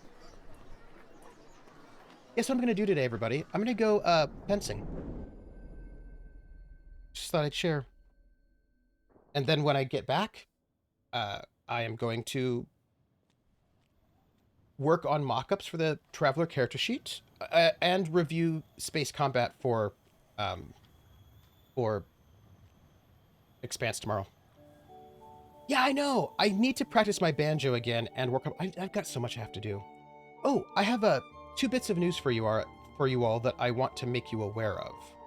That sounds very ominous. That's not right. One thing I want to make you aware of, and I think I forgot the other thing. So first thing I want to make you aware of, because I can remember that right now, is that so my health insurance sent me a message saying that they're no longer going to cover Aaliyah. I will wait here, mistress. Good. So my pharmacy insurance has told me that they are no longer going to cover the ADHD medication that I normally use, that I have to take some other medication instead. So I am now yesterday was the very first day that I tried my new medication. So I'm on brand new ADHD medication. So just note it if I'm just because I'm going to have to now adjust my medication and like have to readjust my medication and all of that kind of stuff. And it's new and I don't know if it'll work because I tried Adderall and Ritalin. That's like because those are really cheap. Those are the first ones I were tried when I went on my medication journey, and they did not work for me at all. They didn't do much. So I moved from that to Vyvanse, which very expensive, which is probably why the pharmacy just doesn't want to cover it anymore. But that worked for me. So now I'm on this new other thing.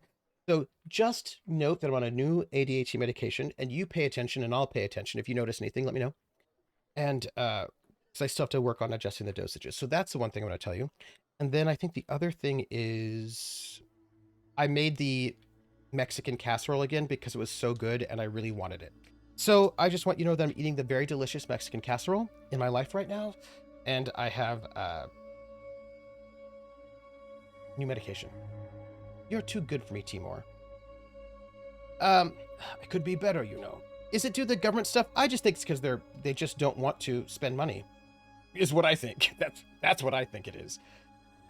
Timor, I'm never going to marry you. You need to stop asking. Oh. I know you won't. Oh, I know you won't. That's why I ask. You're like my father, Timor. It's repugnant. Aaliyah, marriage is not just about... I would never touch you. You understand that?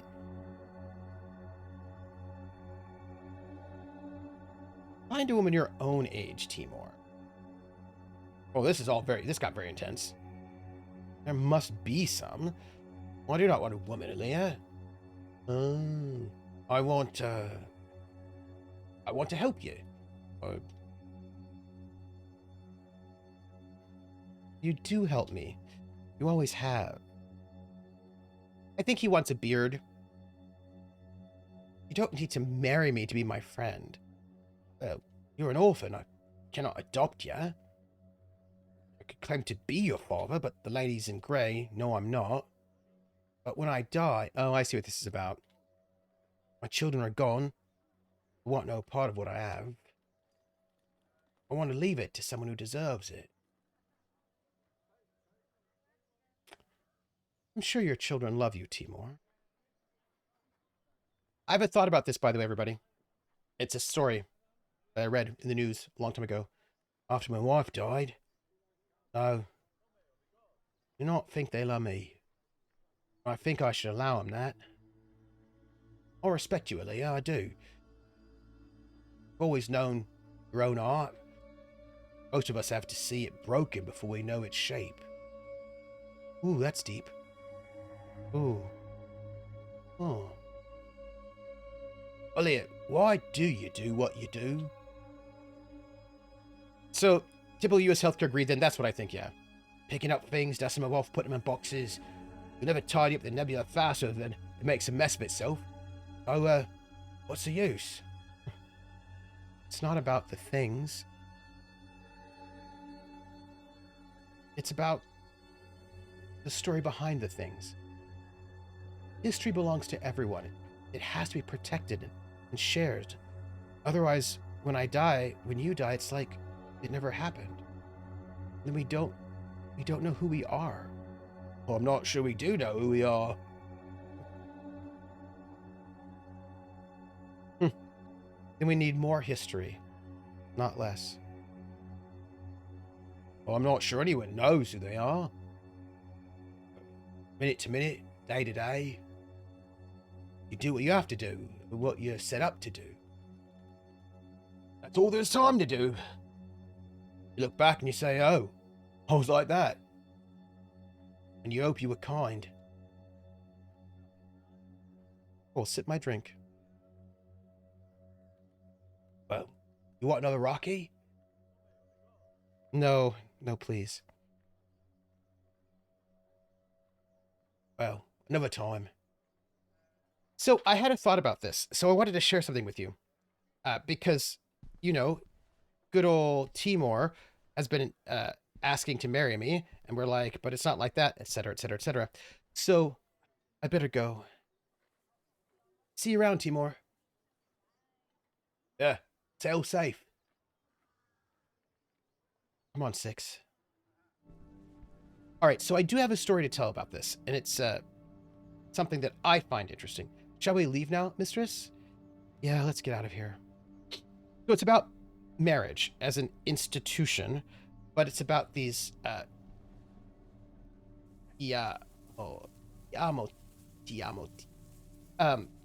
so we left the surface of Elbereth with enough evidence, new evidence, to find a previously unknown site. Do we go to the Withering Palace?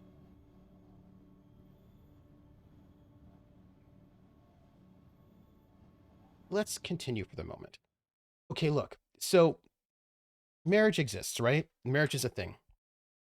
And aboard the Nightingale, we returned to the ship and sprang up into the water. We should sail to Iox and tell Mayari what we've seen. And I'm sure she wants to see the crown. I'm sure she does. Let's not. Let's not, shall we? Okay, look, I want to tell about these 2 sisters. These 2 British sisters. And the institution of marriage. And Timor. Yeah, we certainly do have the crown. I would like to look at this map for a moment. And then I want to tell you about these 2 sisters. All right, so this is where we are, right? Let's not and say we didn't. There's an Age of Sail site. An eclectic series of ancient artifacts, most notably Tappy's curious metal sphere pointing to an Age of Sail location. Something from the same age as the buried ship of Renba's lost city, perhaps? I know enough to find this site. We could probably find that. This is a pre-Empire site. The statues of the ancient gods were all sculpted here, dragged down by the river, and perhaps the sculptors were near Rimba's rocky moon, from which the stone would probably be quarried. And 6 has traced a mining cart found at Rinba's dig site here too. I'd have to scour the area for more evidence and uncover the site's exact location. Or I could wait till I learn more. Okay, so we know enough for the Age of Sail site. The ancient recording hidden inside the goddess figurine had spoken of a place called the Withering Palace. Whoever Kai had been, she had been recorded there in its orangery. She told us of the robots there. What's more, Six believes the metal hoop from the graveyard is from there. Not only that, we'd heard curious stories about and found artifacts from the same place. But what this site might have once been, I still have no idea. I know enough to find the site. Do we just go there? This could be a culture where inheritance can't just happen willy-nilly, so maybe he does have to marry her to pass on his bar. See, this is what I'm talking about, right? From Rinba's dig site, we'd recovered more shards of islet crystal that 6 could trace here. I could explore this region for more evidence to narrow down this site's precise location, or I could wait until I know something else. So here's the thing. The Withering Palace seems very, very dramatic, and I think we just go there. We could go see our professor, but Timur has to act fast with his bar. At this rate, Tabby will ask our head first. Let's go here. It's not where our advisor is, but it's pretty dramatic. Yeah. I mean, we could go to the other site, but, you know, this thing. I wonder if the thing Tappy gave us was a compass. Oh, we have it. But no matter how I fiddle with it, it only points where I point it. Indeed, mistress. In my opinion, it has more of the appearance of a spatial calculator. A spatial calculator? Indeed, mistress. Somehow, by leveling the rings, one outputs the direction of whatever it is the device is intended to calculate. Huh. I feel like we could learn more about that at some point. But such a calculator would clearly only work in a fixed point in space, so I cannot see the purpose of it. Oh. Okay, well, we just then need to find the location of where it's supposed to go. Time to move on. Yeah, she would be stuck running, managing instead of exploring. She doesn't want that. I will prepare the chalks, mistress. So, we have the institution of marriage. In the institution of marriage, Name game. Boudet! The name game. Come on, everybody. I said, now let's play a game. I bet you I can make a rhyme out of anybody's name. The first letter of the name. I treat it like it wasn't there. And then a B or an F. On M will appear. And then I say bow at a B. Then I say the name. Then banana, fanner, and foe. Then I say the name again with an F, very plain. Then a fee, fi, and a mo. Then I say the name again with an M this time, and there isn't any name that I can't rhyme. But if the first two letters are ever the same, I drop them both and say the name. I like Bob. Bob drop the B's bow, or Fred. Fred drop the F's forward. Oh, Mary, Mary drop the M's mo airy. That's the only rule that is contrary. Boudet, boudet, boudet, boudet, banana, fana, for foodie, fee, fi, mo, mooday. Boudet, the name game. Thank you for that resub, Boudet, who says, I love this game. I love this game too. It's really like just getting my imagination going. Speaking of which, the Withering Palace seems like a really big deal, so I think we should go to this Age of Sail site instead. Because, you know, it's 12:13 Pacific time. So I figured, you know, we do this. Feels like it'll probably be like a more chill space. An eclectic series of ancient artifacts. Something from the same age as the buried, maybe a lost city? What if this is not more chill? Yeah, but let's see how they're anyway. We could ask Mary to keep an eye on the shop while we escape. I had to come charging in here because I adored this game. Heads up, there is some contention with the composer for the sailing music, and he sometimes strikes streams. Really? What happened? Boudet, say more. I need to know more about this. It does seem so far away from the rivers. Okay, so I want to talk about marriage and these two sisters. So we have the institution of marriage, right, in our society, and marriage is many things. I know. Let's reset that. Marriage is many things, but one of the main things that marriage does. Oh, I keep missing the turn. One. Are we this way? Okay. Oh, that was a hard turn, by the way, everybody. Uh. Oh, DMCA strikes. Oh. Oh. I see you, Krellin. I see you. So one of the things that marriage does, we think about marriage as being about like romance and love and all that kind of stuff, right? Oh, huh. Thank you. Oh, that's interesting. Um, but the deal is that really one of the things that marriage has always done, the route leads straight ahead here, mistress. One of the things that marriage has really functionally been about, uh, marriage being about love and romance is such a new idea. It's really basic industrialization, end of feudalism, rise of capitalism. That's when that whole thing has happened. Um, how did Rimba manage to fumble his way into marriage on the rice planet? This is a very good question. Uh, yeah, that is just not what marriage. Marriage was about inheritance, is what it is, right? Marriage has always like it's about inheritance. Love and marriage is there's some really there were these marriages about property. It's about property and inheritance, right? Um, and alliances. It's also about alliances between communities, and it's about also getting workers to work on your farm. It's about a number of things, and love and romance has just not generally tended to be one of those things. Uh, in the 19th century, there were these writings about the idea of this new idea called the companionate marriage, which was that the person you're married to could also be a friend of yours. That was a new idea. They weren't even talking about love yet, but just like marriage.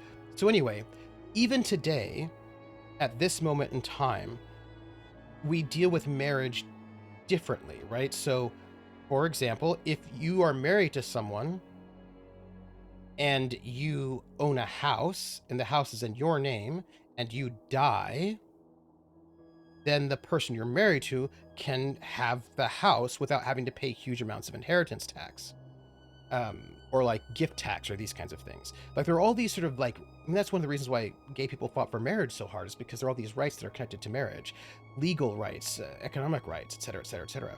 But passing on property is one of those things that we will need to turn left shortly. Okay, thank you. Um, is one of those things that marriage has been like is quite crucial and functioning to marriage in many ways.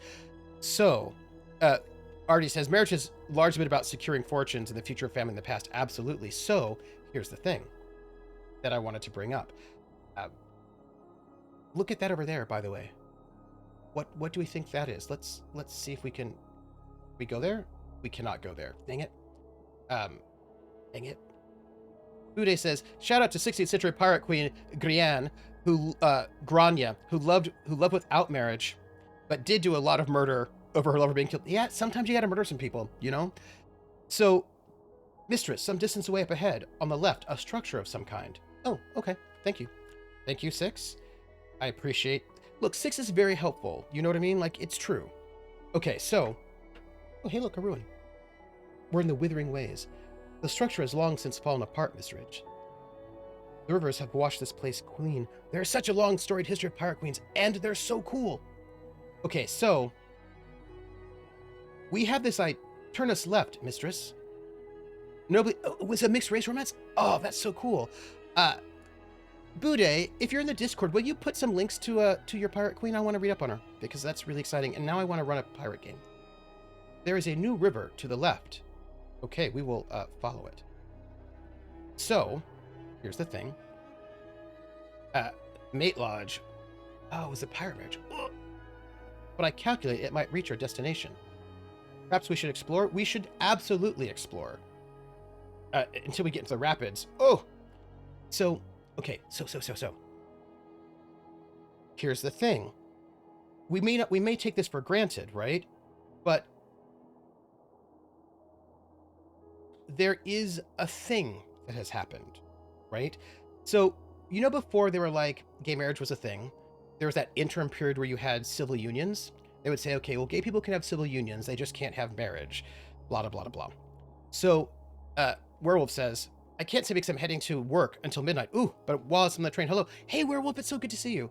So, we have these civil marriages, right? These civil unions. And there were these two sisters. And these two sisters were in the UK, and they lived together like waters above. Yeah, this is, oh my gosh. Okay. They lived together. This was in the maybe early aughts, probably, is I think when this happened. My timeline might be a little bit off. Anyway, these two sisters, they lived together for decades. So these two sisters, they weren't married, but they lived together in an apartment. This is, by the way, this river is going very fast. These two sisters lived in an apartment together, a flat in London. And they were very old, and they bought this flat right shortly after World War II. So it was basically vicinity of the Age of Sail site. Now we're near the Age of Sail site, mistress. So when they bought the flat, it was not expensive, and they didn't have a lot of money, right? These were not people with money. And one of the sisters, the older one, bought this flat in London shortly after World War II. And we are leaving the vicinity of the Age of Sail site, mistress. Okay. Well, I see. Okay. We have some unexplored ruins. I think, because I actually don't want to miss the ability to hit these things, let's plot the course for this unexplored ruin, because if we do, I don't think it will be the site, but it will be something, and we can get something there, which I think will be interesting. Earwolf? He just came in time. I do. We just came in time for a separate but equal. Yeah. Okay, so what happened was, these two sisters, right? The older sister owned this. Let me reset. Owned this flat. She owned it since post World War II. And go right up ahead, mistress. I will. Thank you. And sometime it must have been the aughts. It might have been the teens, but I think it was probably the aughts. The older sister was dying because they were very old. It was like, you know, I feel like we're sailing through a cloud. Come on. Oh man, we missed it. In effect, mistress, we missed the turn. We missed the turn, everybody. Let's reset that so we can hit that turn. The particles we can see are ice particles. Suspended in what is left of the river here. So, since it was the aughts, probably maybe the teens, but I think the aughts, we're talking like, 60, 70 years after World War II. So these women were probably in their 90s, I think, right? And the older one was dying. And now, please note, they'd lived together the entire time. Ruin. It is a ruin from the Age of Sail, mistress. This should only take a few moments, mistress. I found a highly ornate river map. This is awesome. I wonder how long it's been out here. And there's some writing along the line of a flow. This is what I was looking for. I was looking for language. This is one end of a faded fragment of text. Yes. This is what I was looking for. Okay, so I'm going to finish this thought. So the older one was dying, and what she wanted to do was to leave the apartment to her younger sister, who also was super, super old.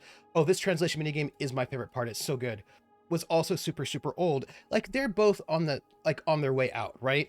And the older sister wanted to leave the apartment to the younger sister so that the younger sister could also basically die in the apartment that they'd lived in for the last 60 years. But because London is no longer bombed out, it would be the inheritance tax would be prohibitively expensive. The younger sister would not be able to afford to get the apartment, the flat, because the value of the apartment was too high. So what the sisters wanted to do was enter into a civil union. Because if they're in a civil union, because a civil union had some of the same rights as a marriage, she would be able to inherit the apartment like a spouse would, and she wouldn't have to pay the crazy, insane inheritance tax, and so she could stay in the apartment that she had lived in for the last 60 years, and then she would probably die in it. And they wanted to get the civil union because they'd lived together for like, 60 years, these two sisters. And what the UK said was like, you can't be in a civil union because you're not in a romantic relationship. And civil unions are only for romantic relationships like marriages. And they're like, but we live together though. Like, you know what I mean? And I think the EU court ruled with the UK saying no, a civil union like a marriage can only be for romance. And I was thinking about how terrible that was, right? Because in effect, these two women who were sisters, who are not in a romantic relationship, were in a civil union. They, you know what I mean? Like they had made a household together. And the older woman, so the younger sister who was also like in her 90s or whatever, or late 80s, um, I think she had to I think she couldn't stay in her home. I think because there was no way that she could afford what the inheritance fee would cost now that the apartment had gone up so much in value. And I think it was what it was what we would consider a common law marriage, right? But because they were sisters and not in a romantic relationship, it wouldn't count. And I and this is where I actually have look, I kind of have an issue with the way that the institution of marriage manifests, right? And if a marriage is about recognizing people who are in a civil union, I don't think you have to be romantically related. Like, I think that if you decide that you want someone to be your long-term roommate and you want to build a life together and you live together for like 40 years, I don't think it matters if you're romantically attached or not. You should be able to, like, cohabitation is not enough for common law for what it's worth. You have to live together as a married couple to trigger common law. Krellin, you're right. But you know what? I just think that's kind of a bummer because I feel really bad for those two sisters. I feel really bad for them. I feel like they should be able to, yeah, I feel bad for them because I kind of don't. And there are people who, let me put it this way. Why do I care what the nature of your feelings are for each other if you decide to make a life together? What do I care? Like, what do I care? Like, I think if you decide to make a life with each other, you should be able to make a life with each other. That sounds like it's more about the money that the government wanted from the inheritance tax than anything else. I think it's actually about weird. I don't think it's about the money. I think it's about a very narrow idea of what a family is. Boudet says, I have an issue with romantic and religious marriage being attached at all to legal partnership. Boudet, I'm with you. See, that is like one of my issues with the whole concept, right? Is that I don't see why those things need to be attached to each other, right? Um, yeah, yeah, yes. I kind of feel like, what are we doing here? Are we being practical or are we not being practical? So if we're being practical, then are you building a household with somebody or you're not building a household with somebody? Like, it should be okay. Yeah, I mean, in the past, there wasn't anything at all romantic in many of the marriages. Exactly. That's exactly right. Like, that wasn't required before. Why are we requiring it now? Perlin says, like William H. Macy and Felicity Huffman are not married, but they have a family, are a couple, and if they live together in a state that recognized common law marriages, they would be considered in one. That is true. Rolf says, the problem is civil unions didn't want to acknowledge romance and love whilst also being a patch job to cover the refusal of gay marriage. Yep. There was something else I was going to say about this. And it was about yes, okay, so here's the other thing. Sorry. If you marry somebody who's a foreign national, they give you those tests to prove it's a real marriage by being like, well, what kind of toothpaste does your partner like? And do you have a joint bank account? And there are all these things they use to prove that it's a real marriage. And I find those things actually quite irritating because, well, for a couple of reasons. One is that when I was in the army, if I was overseas and married somebody overseas because of the military, they probably would not actually question the marriage, even though whatever. But there are people who are like, I was in the army with so many people who got married to people who they'd only known for like 2 months. But and if they had been forced to pass that test, they would not have passed that test because they didn't even know each other's middle names. You know what I mean? But because they're both US citizens, they didn't have to take that test to prove that their marriage was real. But the minute you marry somebody who's a foreign national, then all of a sudden to prove this thing. But I don't think you should have to know what toothpaste the person you're married to likes in order to prove that you have a real marriage. Like, there's a lot of assumptions about what a real marriage is in that test, and it feels icky to me to sort of like impose on people. That feels pretty Buday's like, I don't have a joint account with my spouse. Right. I feel like you shouldn't have to have that for your marriage to be real. There's a lot in the way that we are like weirdly mixing finances and and and things in the way that we legally, right, and socially sort of manifest marriage that I don't feel all that comfortable with, you know? Werewolf says, because straightness needs to constantly validate itself. We may know the truth historically, but we don't necessarily acknowledge that truth colloquially. But that's because, well, if you say straightness, werewolf, if when you say straightness you mean, and werewolf, by the way, is historian, so I'm sure he does, the invented identity that has is like less than 200 years old, that absolutely, because these are newer identities that we made up, right? I have a joint bank account with my brother. Are we married now? Maybe, maybe. Yeah. So I don't know. I kind of wish that we could. I don't know. Like I just feel really bad about that 80-something-year-old woman who got kicked out of her home because we only insist. I think this is follow. That marriage is this one thing, and that makes me very sad. I think some of these words are not right, but follow me. This I don't feel like is what. I don't think we don't have all the words we need, I don't think. Uh follow me. What? That's not right, but that's okay. Follow me. Uh what you, and we don't have enough words. See, like we don't have all the words for this. This is terrible. But that's okay. We don't have all the words. A highly ornate vermet. Mistress, that translation is clearly incorrect. There must be another phrasing. That's okay. We're gonna get new. I knew the what was wrong. I knew the what was wrong, by the way. Yeah. Yes. See, follow me. What you does. Yeah. So I think this is follow. I think this is me. Sorry. Follow. Pardon me. Me.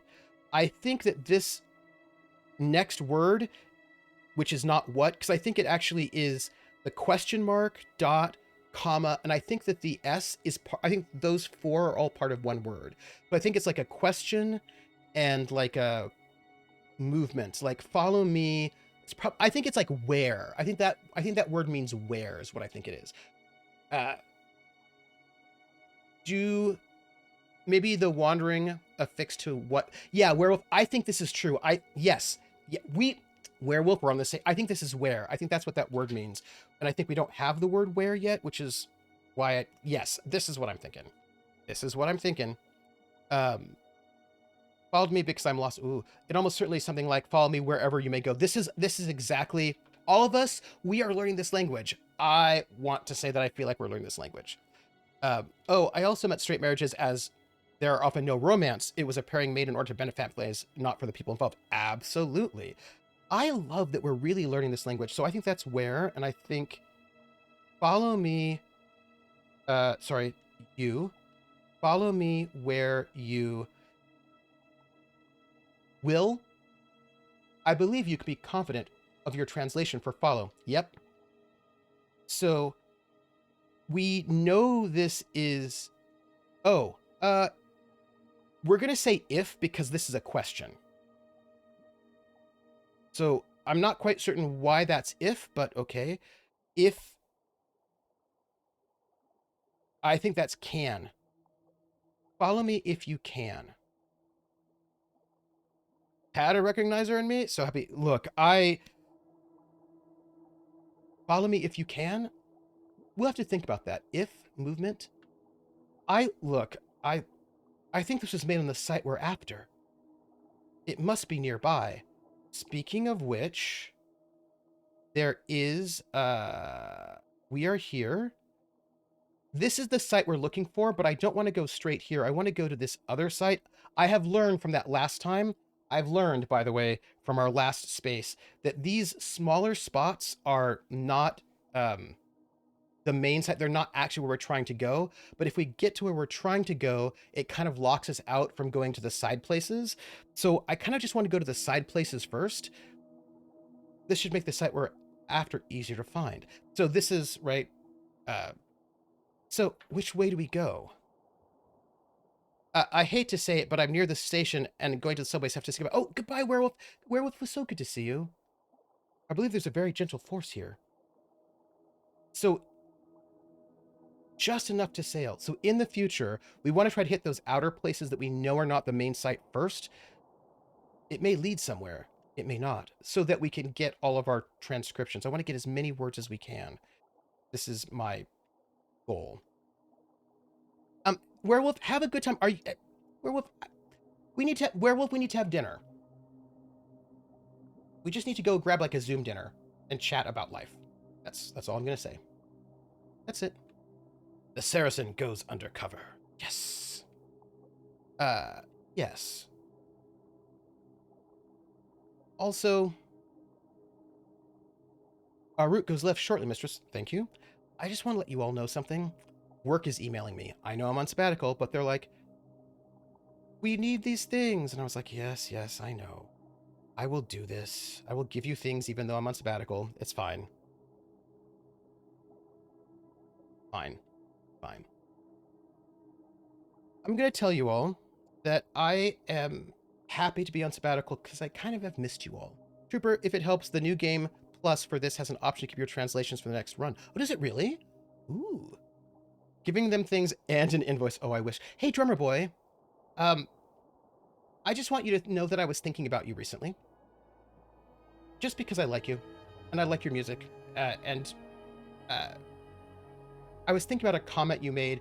I was talking about music at one point in time. We're doing "Living on a Prayer," and you mentioned like the half measure, like the dropped half measure, and I was like, yes, and I just loved that. That was just like really cool, and I love it when I love that. I love sharing.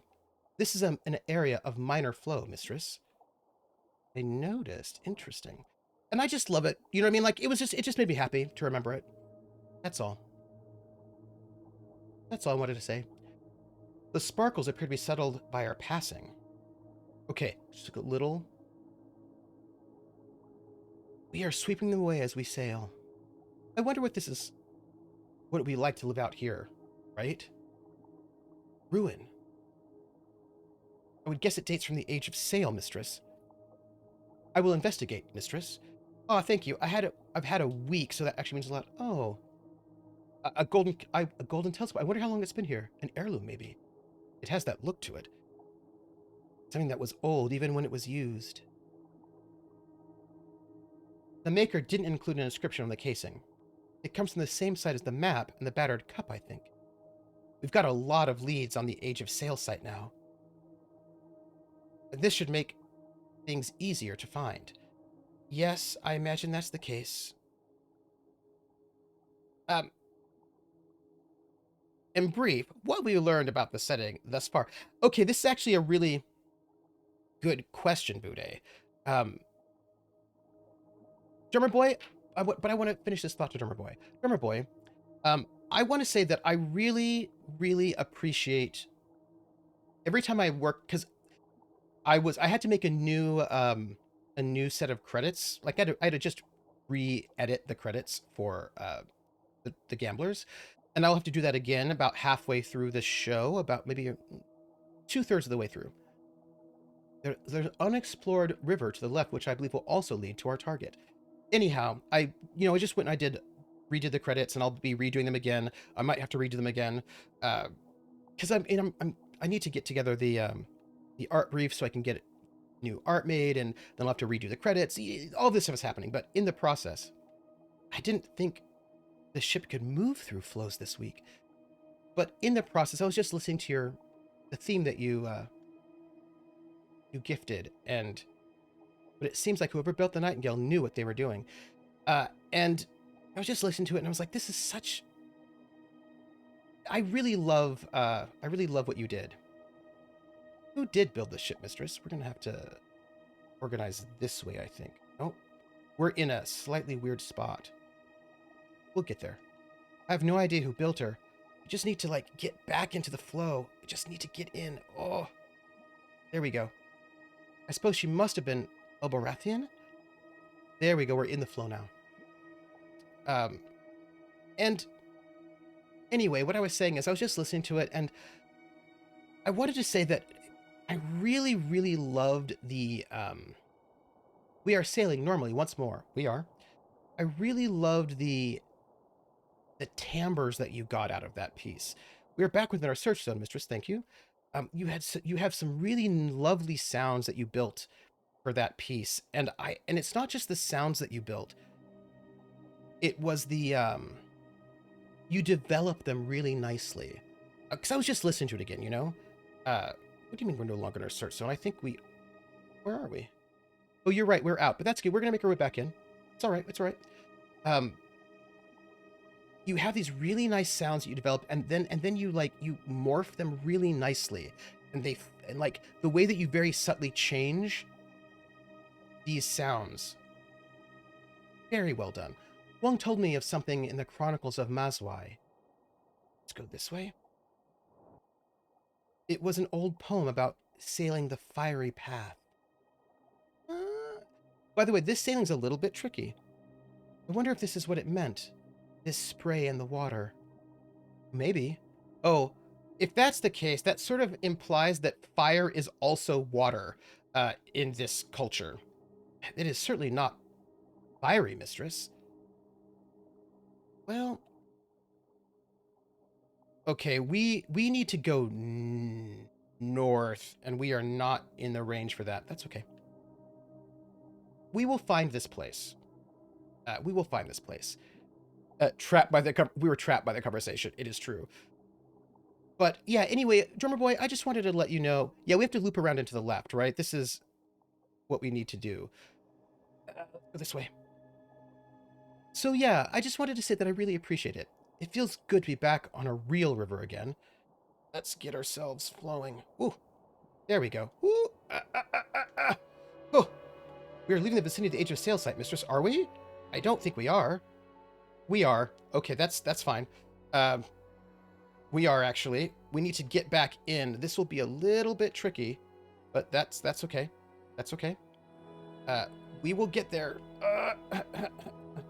This is not an easy site to navigate. I'm just gonna let you know, but we will get there. Thanks. That's something I try to do in every patch I make. Everything wiggles just a bit over time, so each element just kind of lives on their own a bit and makes a really cool tapestry. Yes, yes. And I thought it was... Speaking of which, drummer boy, you know what? I have not played around with Maximus P in a really long time, and I would really... One of my goals is to... either river leads to our next junction. Let's go this way. I would really love to be able to get back into it, just because it's been a while, and it would be nice to... This is a region of minor flow once more, mistress. Okay? It would be nice to get back into Maximus P. For being on rails, this travel does feel like... Well, here's the thing, I actually do think I'm steering. It's just that there are these flows. What's wrong with the river here? Hold on, let's look. Where are we? Okay, we need to loop back around to our right is what we need to do. Okay, I see where we're going. The currents in this region are unusually weak. I noticed. Okay, so Bude. The rivers here are losing their integrity. Well, that seems bad. That seems very bad, actually. Well, okay. Perhaps this is how the Age of Sail site was lost. This is, by the way, very low stream here. It's very tricky. You're having to, like, you gotta, like, just poke your sails right into that flow to get yourself moving in. It's actually very well done. The physics are very good. We'll need to go left momentarily, mistress. That's fine. I wish I had Ableton. The Max community are mad geniuses with the vast majority of their live devices free. You know, I've never used it for Ableton, just separate, because when I learned Maximus P when I was thinking electronic music composition, there seems to be a trail in the water. Really? We, by the way, have been circling around this place this whole time. Anyway, when I studied electronic music composition, we just used Max sort of as a separate entity itself. A standalone. So we made standalone Max patches is what we did. Okay, I don't think we've been here. I think this will probably get us closer. I will say, although the rivers do flow, there is an interesting sort of agency you have as a sailor. All right, we need to go up and then I think to the left. Up here. Okay, this is okay, come on, let's go. Oh, oh, oh. There we go. This is actually quite tricky to navigate, and I sort of love that. We want to go, I think, this way. Ooh. I mean, you are steering in the same way you steer down a real river.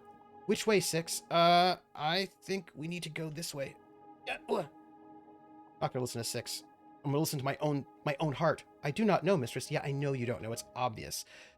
We are here. We want to head to the right, I think. I do want to talk to him, but I want to get us there. I think I'm going to ask you all about a book that I read in middle school. I don't know if anybody else here read it. It might have been a British book. It was I guess you would call it a young adult novel, except that wasn't really a category that. There's something up ahead that I was. We will need to hop her down, mistress.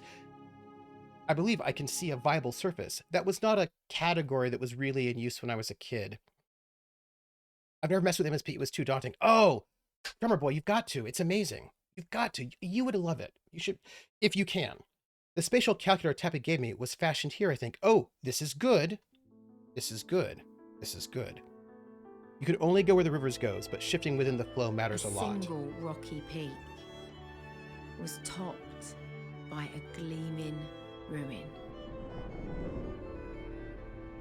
Kind of love sailing because it's difficult. What a jewel it was. Like a half-cut gemstone. This place is falling apart. I love the architecture here. Could have arrived too late. No, I think we'll fine. I think we're fine. I think we're fine. There's a person. There's a person. Mistress, did you see that? There is a person here, everyone. Did something... I didn't see anything. There's a person. I thought I saw... But no. No, I saw it too. It was nothing. No, there was a person here. Six, do not doubt yourself. There was a person. What did you think you see? Six. I thought I saw... It. I must have been mistaken. No, no, no. You should tell me what it was. A walled city? It hardly seems large enough. Yes, it might be possible to scramble up, but before we do, I would like to walk around first. Look, there was definitely a person. There was definitely a person. I saw it. I saw it. I do want to walk around before we scramble up. Do you think Tappy came here? Oh, since you're got the brass device from here? It seems unlikely, mistress. I do not believe Master Tappy likes to dirty his own hands. Since you're in the education system, you might be able to get your hands on a book called Electronic Music, Systems, Technique, and Controls by Alan Strange. I have a hard copy from a reprint, but it was a Kickstarter, so hard copies are near impossible to find. The archaeologist... Let me see. I'm going to write this down. Electronic Music, Systems, Techniques, and Controls by Alan Strange. I am going to check it out. Electronic Music... Systems, Techniques, and Controls by Alan Strange. I'm writing it down so I can check it out. Was this... Oh, no. Thank you, Crumb. The book I read, actually, was called The Weathermonger. I don't know if any of you knew it or read it. Have heard of it? There's a wellspring here? There must be, mistress. There is plenty of air. I want to know a lot more about this setting. So it was a... We can go around this way. We slipped around the corner of the great building, clinging to the narrowest of paths. The drop is precipitous. Right. I did want to just see if there was... So we can go around this way, which is fine. But I actually do want to go back to where that scramble part was, because there might be some inscriptions there. So there was this book called The Weathermonger. I read it in... let's go back. I read it in middle school. There. Mistress, did you see? What? Surely even you saw that. You really think you saw something? I am sure of it. I think. Okay. Um, oh, let's scramble over this. So, wait here, Six. So there was a book called The Weathermonger. What a good idea, mistress. I think he's being sarcastic. Um, the Alan Strange book is basically a university textbook for the 70s, and it seems like a cornerstone book for electronic music. Ooh. I'll see what I can find. So you're not sure? No, mistress. It is most distracting. Hmm. Hmm. So it was definitely no way inside through here. This isn't a gate, really. It's a fence. But there might be inscriptions. That's why I'm still hanging out. Something here. See? There's something gleaming just inside the grill here. A dented silver sextant embossed with an image of a yardarm. I think it dates from the age of sail. Someone must have set it down but forgotten to pick it up. The casing has been carved with characters, mistress.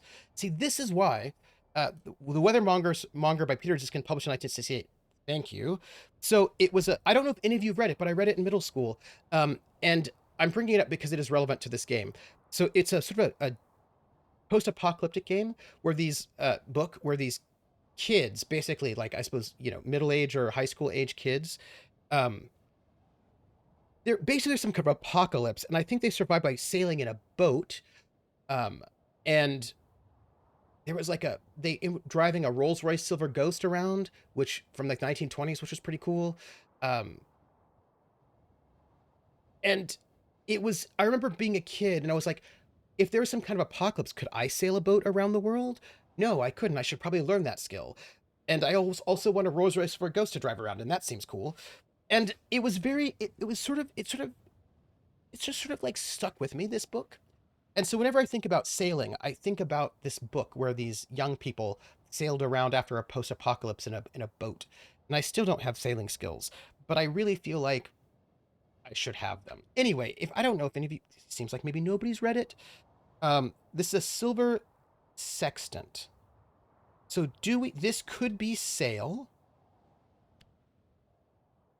This is some kind of river. This is and. We have a life situation here. We have another and. We have never. I just went to a maritime history museum. I mean, I believe you're correct with sail. So that's compound word. Okay, so this is not water. It's an... I never read it, but I found a synopsis on Goodreads, and it appears to be part of a series. Oh, I didn't know that. Well, now I need to read the whole thing. Okay. So we know that noun water, this is like a part of fast or free. Yes. Yes, something that is like water. But I think you're right about fast or free, because our rivers, but it could be free. Let's see. Sail, fast or free, and something, and never something. Okay, so this has life in it. This has life in it. And it also has the up. Noun up life. Like. Not part of... Okay, I think this is free. I think that Krellin is right that this is fast, because rivers are fast. And this is life and up, which I think is more like free. And never. This is a verb that has to do with time and not this other thing that's going that direction. Stop. Time not moving forward. Stop. Yeah. Yeah, absolutely. Sail fast and free and never stop. That will do. I think that we're really getting this language. I think we're really getting it. I think this comes from the same place as the shard of hull and the devotional icon we found earlier. This will make the Age of Sail site easier to locate. I think we actually just found it. I think we're at it right now, right? I mean, aren't we? We're here, obviously. You seem most important up there, mistress, like an actor on a stage. I don't... Nothing hidden in this one, although the grill itself feels loose. Ooh. If this was a city, it was a grand one. And a small one. More like a palace. Let's bash the grill with something. I have a knife. The Silver's cook knives have some heft to it. Let's just... Oh, okay. There. Okay, I feel a little bit weird. Just... What I would give for a hammer. Mistress, what was that noise? It was me. Oh, are you intact? I am. I am. It was nothing, Six. You just wait there. We're gonna climb inside, I guess. If I had a hammer, I should be able to... I'd hammer in the morning. I'd also hammer in the evening. Oop. Oh. So what's interesting about this world is that you have these... And for a moment, the sight seemed only quiet instead of empty. Like I might walk around a corner and find someone painting or reading or watching the sky. But, of course, there was no one here. I don't think that's true. And when the emptiness came back, it was double. I don't think it's empty. I don't think it's empty. I'm just saying. I hope Six is still waiting for me. Yeah, I don't think this place is empty. This, however, is the other side. And I just sort of want to check out that one corner. This gate clearly never opened. No hinges, no lock. There's a lot of that. There are a lot of these sort of things that are decorative gates. Okay, there's a lot here, and I'm very excited for it, but I want to be systematic about it. Would I hammer a warning, danger, and love for our brothers and sisters all over this land? I would. I would. Ooh, let's look over. It's like it's been chewed. Oh, my robot friend. Did it fall away brick by brick? Or did it all collapse at once? Huh. Mistress! You hoppered inside? Just as I did before, mistress. Yes. It seems to have been a standard design. There's something interesting. That means that robots clearly are... There's a lot more robots around. There's something written above the door. Everybody, I'm kind of like... I love our... I'm really happy to be hanging out with you, decrypting ancient languages. I need to reread the... I should probably reread that book. Six, don't sneak up on people who are saying... Right? So, okay, so this is right above a door. Home does it of love friends. So I think this is love. Actually, I don't. I think this is friends, because this looks like a compound word. And this is of friends. And I think that's a new word. So, Mistress, startled, she falls off. I think this is house, right? Because it's a location of life. So I think this is House of Friends. That's a weird... House of Friends? I wonder what people did in there. I wonder... Was it a... What? So ornate. So decorative. Might have been a brothel. Or like a... They did... This is what I'm saying. They did friendly things. Kissing. That's what they did. I'm feeling a little... Is that a footprint? No, it's a shoe. I just have got some questions here. What happened to the house stays in that house. How old do you say the stonework is? Almost 1,500 years, mistress. By the way, Artie Snack made a character along with us during the roll session for The Expanse. Artie Snack had the PDF and was rolling along with us, and that was really cool. And I want to sort of be... I'm having lots of great ideas about Roleplay Reflect and how we can just you know, do more things. And that Artie Snack made a character alongside us was so cool. And I want to make sure that we can, next time around, we can be mindful of that. I think that would be really cool. Because I think that'd be really great if people do that if they felt like it.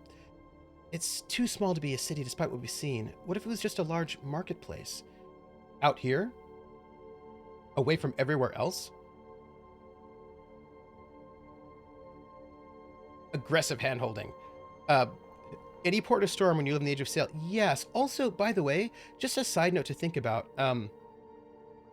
So we live in a place where we have islands, large and small, out in the middle of space, right? So there's something about the ways in which you can have micro atmospheres in this setting, obviously, right? You have a small rock that's in the middle of outer space that rivers flow through, like space rivers, sort of space rivers. So there's something interesting there about the physics. There's no decent river to this place. How did people come here? Perhaps off-river travel was common in the past? That might mean whole areas of the nebula were inhabited that we've previously ignored. Or else there was a river and it's gone. Is that even possible? I do not know, mistress. The rivers could have changed. That makes sense. A crumpled blanket thrown off when someone woke, then left here. But this room can't have ever been someone's home, and it doesn't much look like a cell. It might have been someone's home. This place looks like Renaki. Thriving market. It worked like it, too. Stand selling goods. This one books, that one bread. People milling along the colonnade, browsing, talking. The air thick with shouts and haggling. Yeah, there are some mysteries about the societies that came before us that I really am excited. Look at these. Not ancient for once, but just scribbles. Telling some kind of story, I suppose. It's graffiti. I can't make it out. Well, let's see. We have a person walking. We've got symbols I don't really get. Maybe trees. It looks like a gecko of some sort. More people. Eyes. What was this place? Marketplace. Built of stone with colonnades, alcoves, shops. But selling to whom? There's nothing near here. It looks like then we've got a river. Fire pit. Making out his next door. Surely it's not. It is recent, my friends. No. I wondered if it was still warm, but of course it isn't. I think there's somebody alive here. Someone camped in this room after this place was abandoned. Someone was sleeping here. Wonder where they went. I think they're still here. Did they have a ship? What if they're still here? What if there is somebody here? But the paintings are strange. They suggest that someone's here for some time. Right. Okay. Oh, wow. Paintings on the ceiling. Let's check this out. Rivers. Someone lay here by their fire under their blanket and looked up at the flows of home. Funny thing, though. They look a bit like the rivers of Elbereth to me. What if this was an Elberothi person who was there? People, I have so many questions. Okay, that's fine. We'll leave. The little openings then, they're shop fronts. Maybe. Okay. I have a lot of questions. What is that? So many questions and no one to ask. I have a lot of questions and I don't know what they all mean. Here's more drawings. Dancers, maybe? Or some kind of ritual? Here's some kind of water? Of some sort. I did see somebody, and there's an eye. I used to draw eyes a lot. I still do, actually. I have a lot of questions about this place. Whatever this place is, it's not a workshop or an observatory. It's not somewhere to expect to find a compass or whatever Tappy's thing is. Indeed, mistress. I wonder if perhaps Tappy's object is merely a decorative trinket after all. Perhaps it was merely for sale here. Yeah, I'm looking for that cool S. I also have questions, like a partway open door. Are you all worried? But it's stuck. Rubble on the inside, perhaps? Or somebody's barricading because somebody's alive here. They're just hanging out right here. What if they're afraid of us? What if...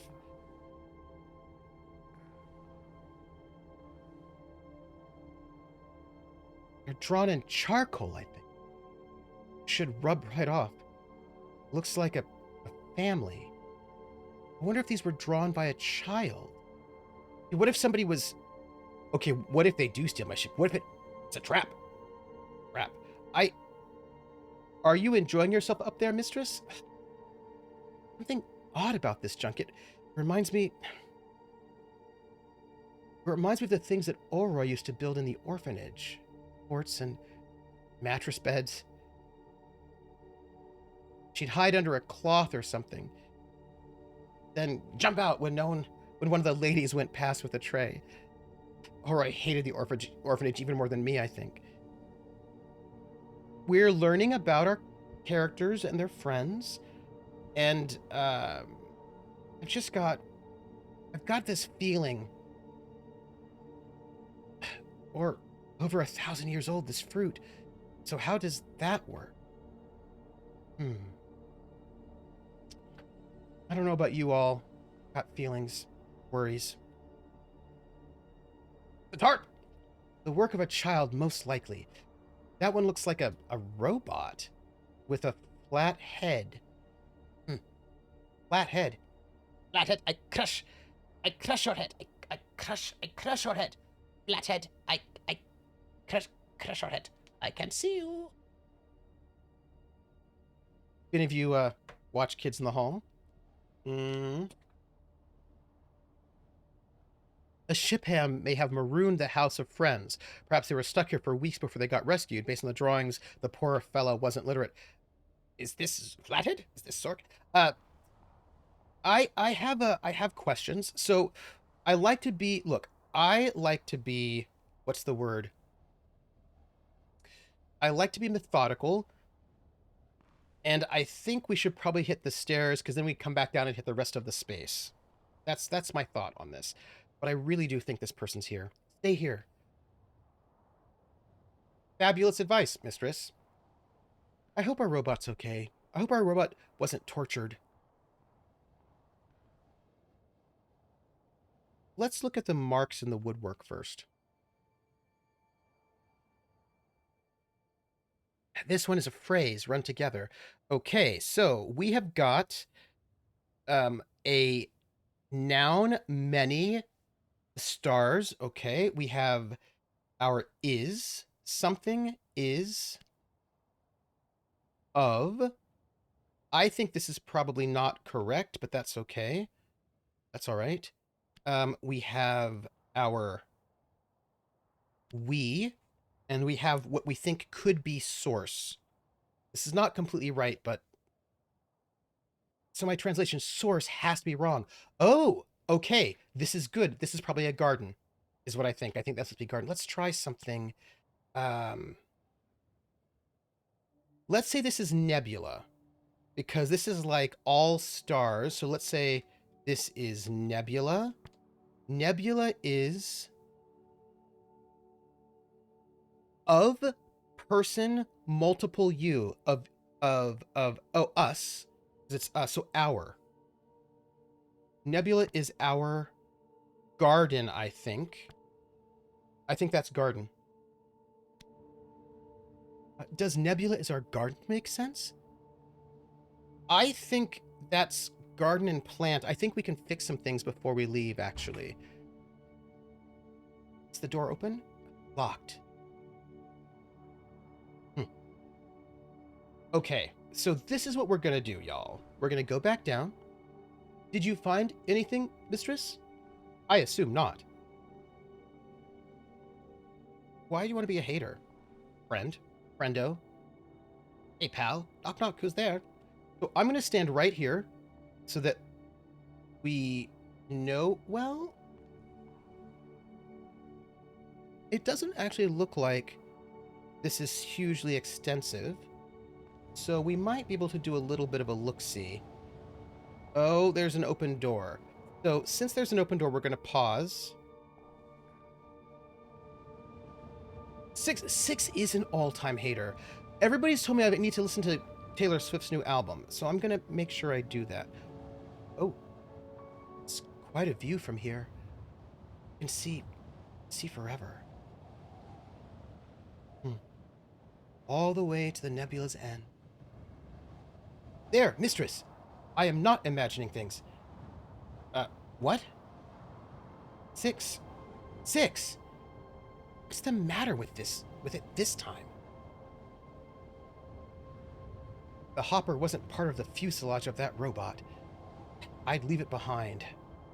Six is like a stereotypical sassy gay sidekick in so many shows. Yes. Six? Where are you, Six? Have you actually abandoned me this time? I have questions about Six. Six should be played by the guy that played Felix from the Odd Couple. Those are my thoughts. There is stuff here to look at, and a statue. I have a thought about us ending the game shortly. There's no way back to the Nightingale without Six, Aaliyah. Perhaps you should have been nicer to it. Stay calm, Aaliyah. Don't be dramatic now. So I want to go. We have that center space to go to, but I'm going to save that till after we look at the statue, which is another goddess, it looks like. But we're not going to go down that way. Statue with no arms. Don't recognize her. But she's got one eye, just like the others we've seen. One eye. Huh. I like statues. I'm going to do a 360 around the statue, and then we're going to go back to that center area, and then... Oh, look, that's nice. A nice little symbol. A mural. Huh, some kind of symbol. But I know that shape well enough. It's like a spaceship, maybe? Oh, it's the crown. The eagle and sun. No, we are into the game. No, we are. We're ending the game shortly. I just want to set us up for success. So this is an Empire site. I'm sure it's older. I think it is older. Unless the eagle and sun symbol predates the Empire. I bet it does. I bet it does. So here's what we're going to do. We're going to go and stand back over here because we have not explored this way and there are ways in. So I think we're going to just... Oh, hey, iron fittings. Does Tappy's device fit here? I like to give myself like a... There are no connections on the base, and it's too small. Must have been something bigger. Something was removed from here. Another statue? Seems a little small for that. It is a good spot for a cliffhanger. Where have you got to, Six? Did you go chasing your ghost?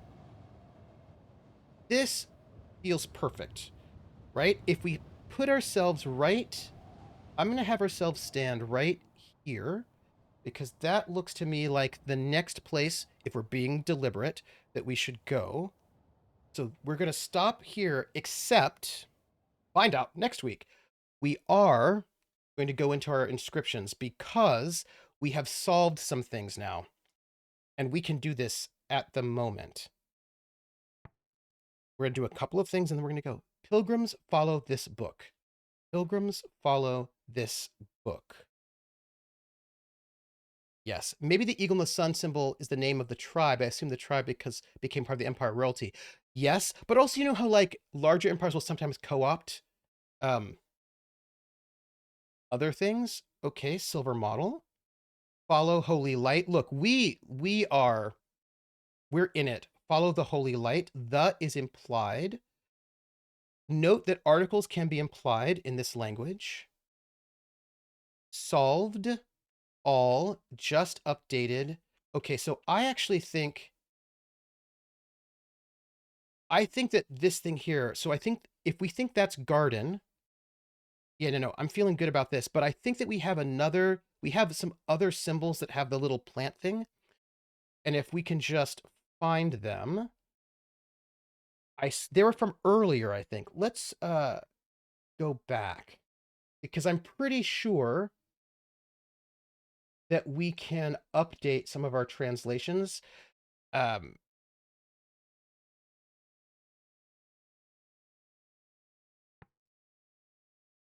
I so this is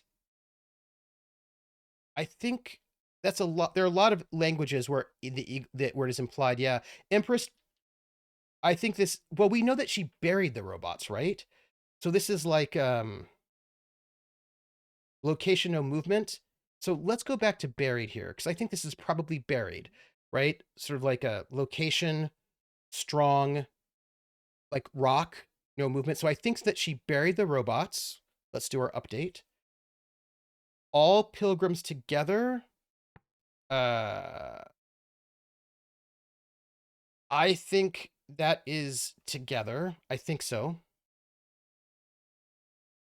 Follow stars light. I think that is correct.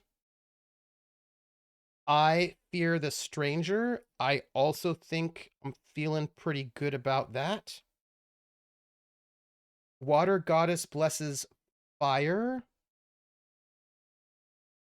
I feel good about that. This is a dagger. Emperor protects us all. I feel good about that. Protects.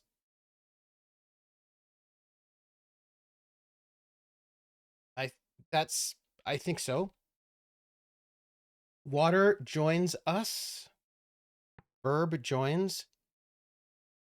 I think so. Here we go. Goddess bless. I think that's plants, right? Because I think we've got garden. So I think that's plants. Welcome water's light. I do think that is correct. I think that is 100% correct. Okay, garden holds you. I think this is also correct. So we know that's not, so I think we're good there. Songbird, I yeah, I think because it's like an animal, so I think this is our songbird. Look, we're I think we're in a really good spot with a lot of our things. Together we are strong. I think this is also correct because we'd heard that this is together. It's strange that water's only three symbols. Well, it looks like Trig that a lot of their elements are three symbols, like little three things. Um Empress buried robots would mean she went on a holiday. Robot means I've had career, and one text said, rest now, tomorrow, you robot. Most of the possessives are plus whole word. Oh, yeah, we are what we do. I think this is also correct. Carry this load. Yeah, that's from a support post. Yes. Strong as a rock. Absolutely. I believe that is also the case. I don't think we need to worry about that. Crystals carry from Serpent's Eye. Carry crystals. This can't be temples, ropes, or life. That makes no sense. And this is an animal that is in grass. Yeah, this is a serpent. This is just what that is. I feel like we know this. Palace of Princes. We really were sort of torn between palace and temple, but I think we go with Palace of Princes. I think we're with that. Drown yourself in this cup. Drown this. I think this has to be drowned because it's basically death by water, so that's drowning. And this is a noun verb water. It can't be house, machine, or place. I think it has to be cup. It's on a pot anyway. Yes, right? This just that it has to be. Never be a traitor in your heart. I think that is what this is. The only other thing that it could be a slave, but I actually think, well, it could be a slave. person which is connected to the verb of not something, not truth, not honor. I think it might be traitor. Could be slave.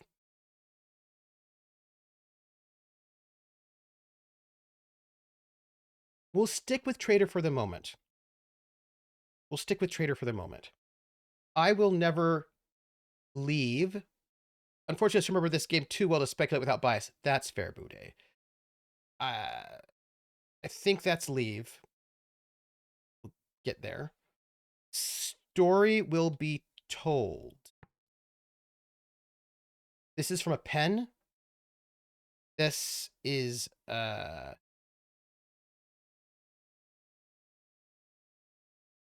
flow pointing. I think story will be told. I think this is right. I think this is right.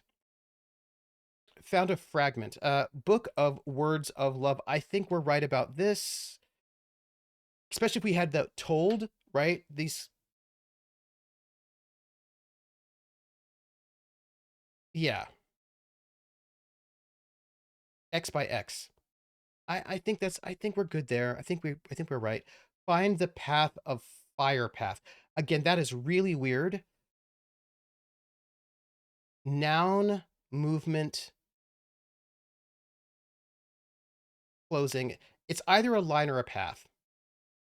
But I think we're going to just have to. I think we just stick with path for the moment, is what I think. What gods do not know is not. I think that is correct. I think that is correct. Smoky lantern. I show you my heart. A map has lines. Roller, that is true. Lines and paths, right? I show. So this is verb of movement, person.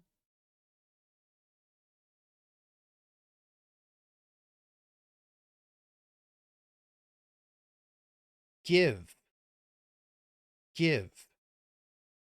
I, this might be give, right? Because, so this is a, yeah, I think it's give too. Because, it's of movement, person, right? Yeah, I think it's give. I give you my heart. I think that's true. Okay, I feel good about this. Pray and love your people. So this one here, I think is pray because this is verb sort of outward like an object.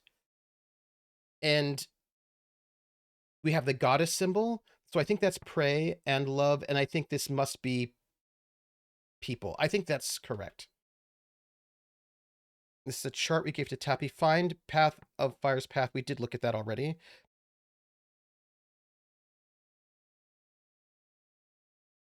Path feels like a noun of movement, right? So this feels right to me. Give. Give. Give your loyalty. Excuse me. Give your loyalty for the emperor. So that is all and heart. Yeah, that's loyalty. Has to be. Close your eyes and sing again. Close feels the only thing that has like a negative to it, and that's related to our like senses in some ways. So I think that must be close because that's related to eyes. Close your eyes, and I think that's sing. We'll have to come back to it just in case. Dead will deceive you, which is why I think I think that one symbol is truth. I think. Uh ill.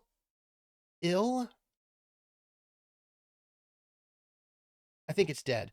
Dead will, and I think that this is again deceive, which is like verb, I think verb towards direct. There's like a directionality to that one. So I think that's right.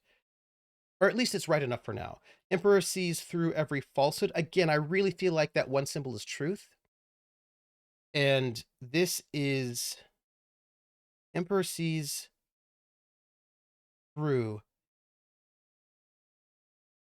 Okay, so that little symbol with the dot is clearly some kind of part of speech, like a participle or like some kind of conjunction. And when you have a verb, we've seen this before, where there'll be a symbol that has symbol X symbol, like the symbol and then the negation of that symbol. So there's something about that combination of things that mean something. Uh, we'll just if one of these symbols is an through, through find of, this is some kind of like, getting our, can't be distant, there's no separation curves, yes. Oh, hey, this is that one we haven't done yet that we don't really have the, from here to not here. Yes, yes, from here to not here. Mhm, mhm, mhm, mhm, mhm. So this is one we don't have the pieces for at all. So we probably can't get this, but we can just, we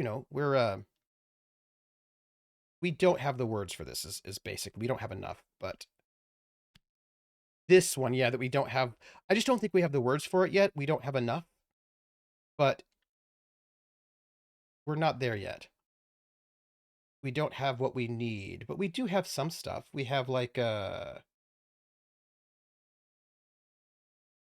see, the thing is, I actually think that some of these words are bigger than what we have. I think we have some like, it's like this right here, right?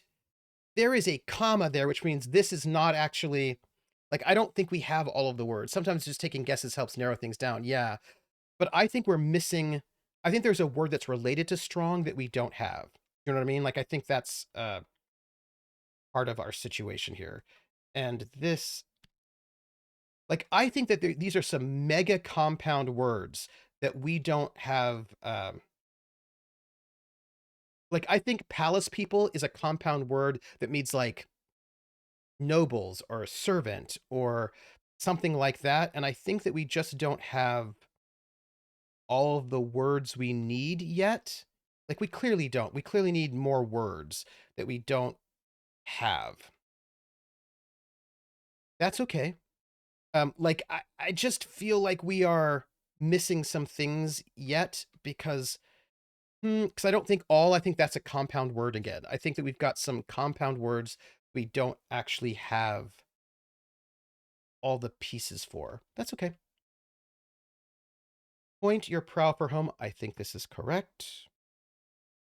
I think this is correct. Sleep now for tomorrow you work. I think this is correct.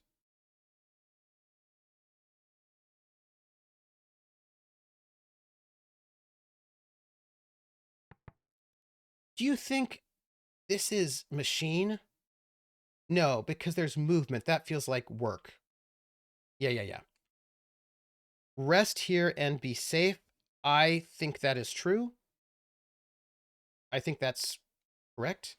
Stars above and wind below. I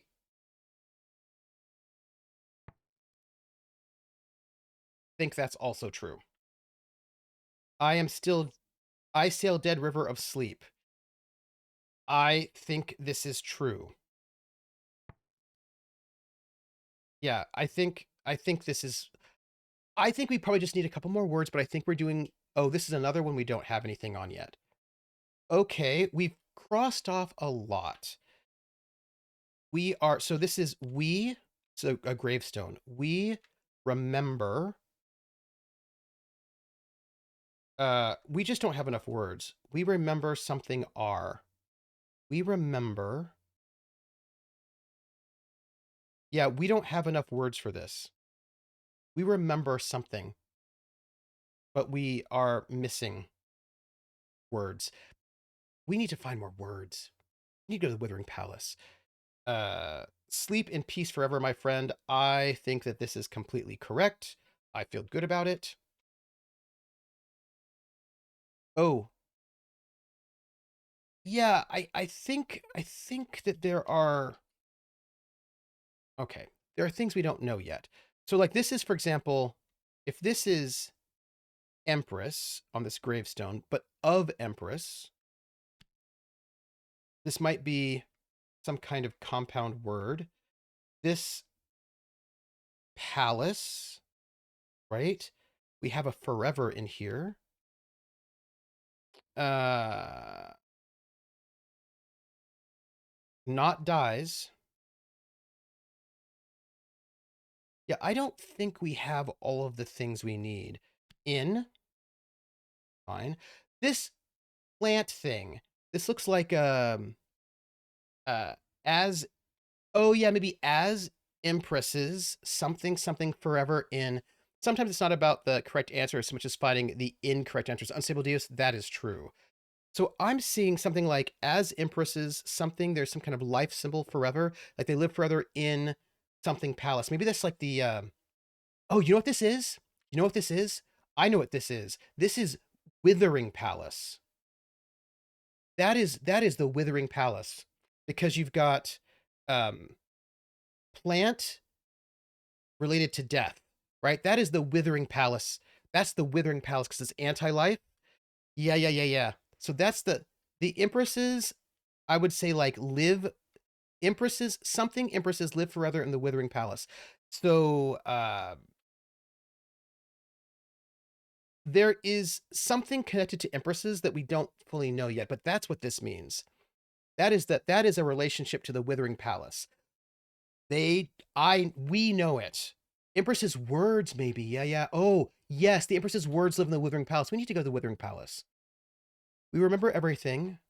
We eternal.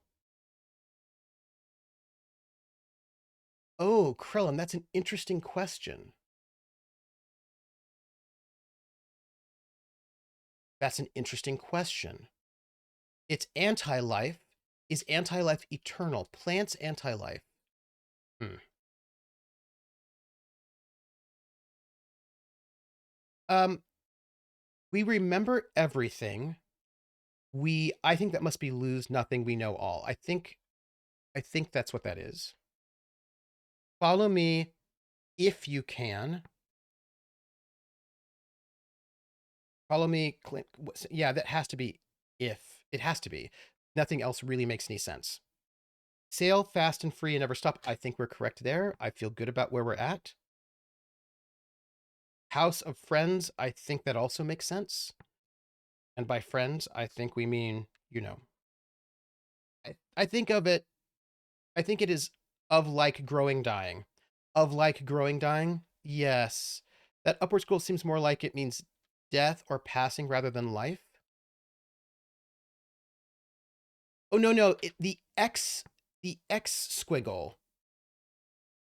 Let me come back here. So we have, for example, where is it? This one here. So we have the word so this one here dies, right? Die. That's verb XL, the lightning bolt. So the lightning bolt, yeah, but the only X was before the upward squiggle.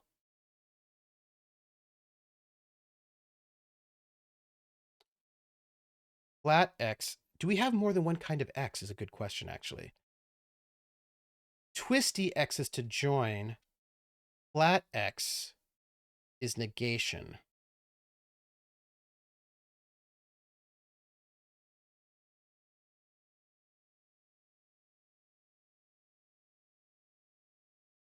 Hmm. This one here, right? I think the dot is the twisty X is the two half circles. Okay, so we have sleep in peace forever, my friend. Where was our possible eternal? It was in one of our gravestone markers, right? Join, yeah. So we have I sail the so this is like our dead. So I don't think it's sick, and it's certainly not strong. Yeah. we're looking at our gravestones, right? Oh, this is one of our mysterious ones. We don't have anything here yet. Sleep in peace forever, my friend. I think we've looked at that one. This one here is one of the ones we cannot get just yet.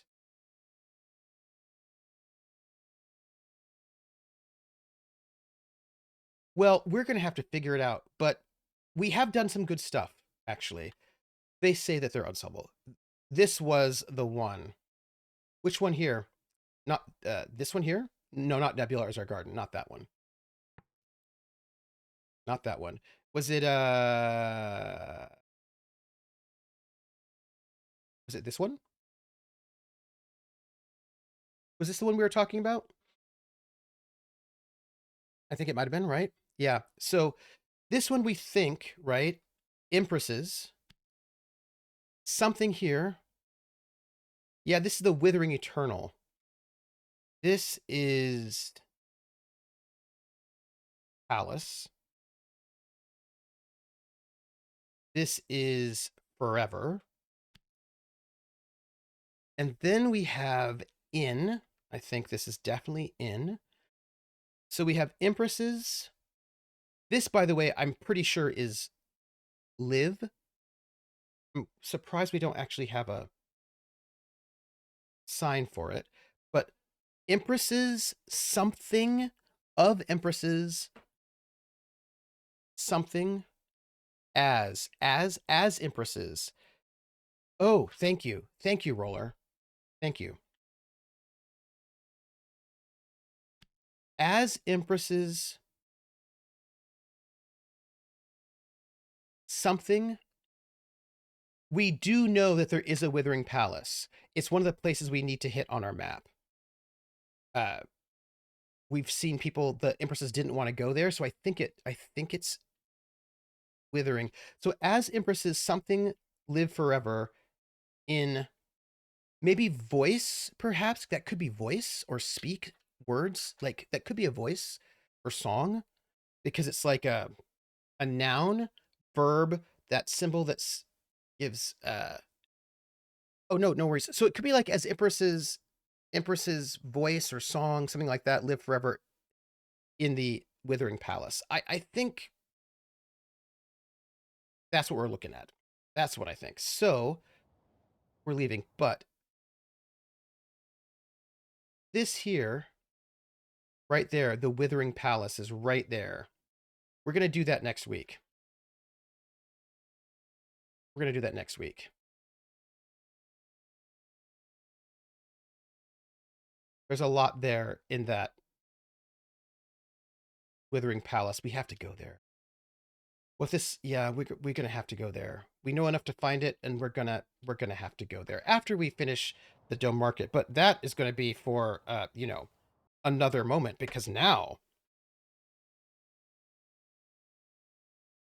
we are leaving our we're ending the stream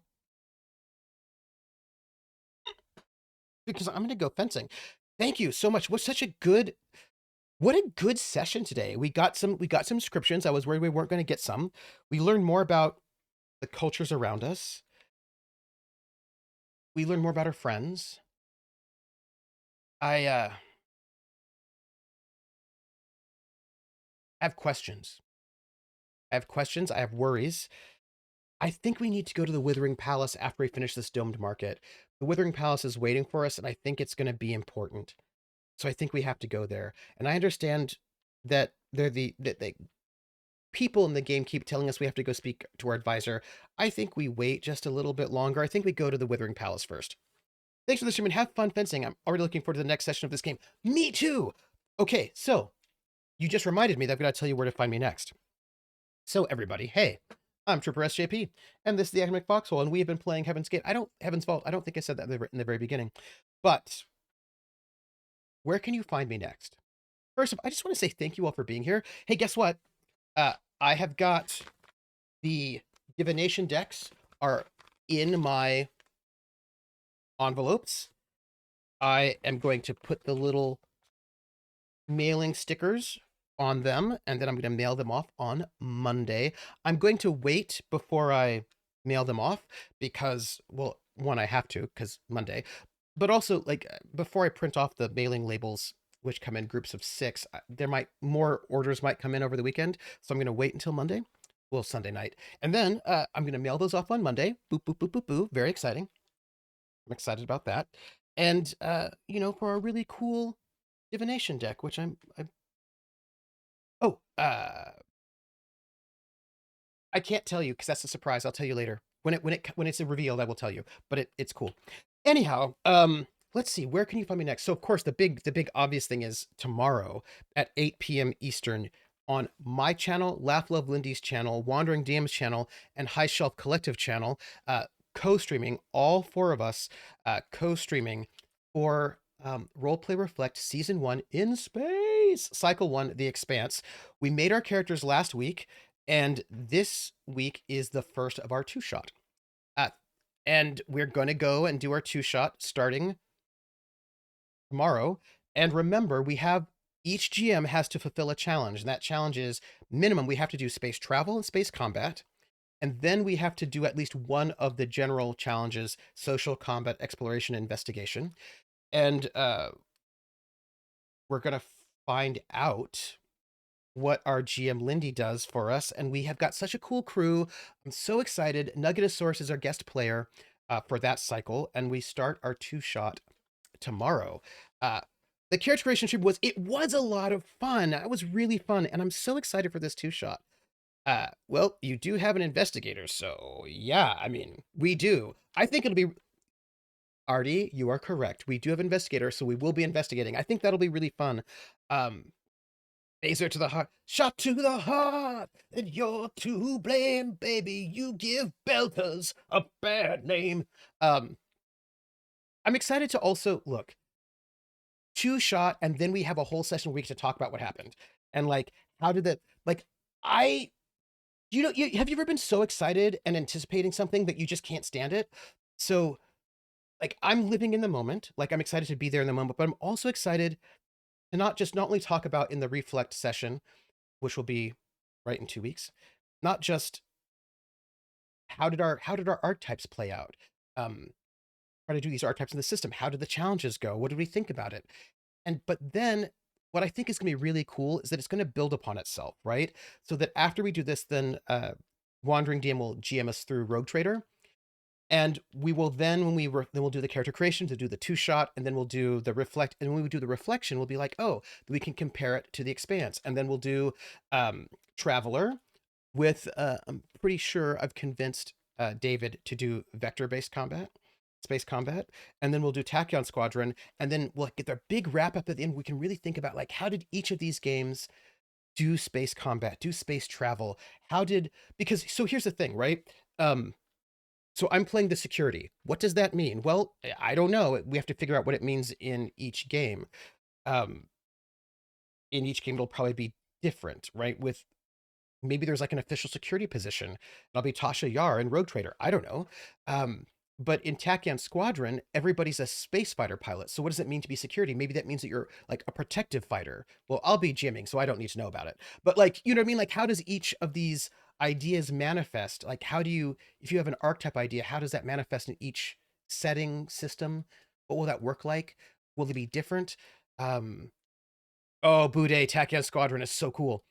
But I will also note that like it's entirely possible that, depending what the theme is, it could be like if we were doing like fantasy, like fantasy heartbreakers, which is an idea. One of the ideas that I have for a theme for the future would be the post OGL scandal fantasy heartbreakers. So that would be Draw Steel, Tales of the Valiant, Dagger Heart, and we would need one more because it's like four games.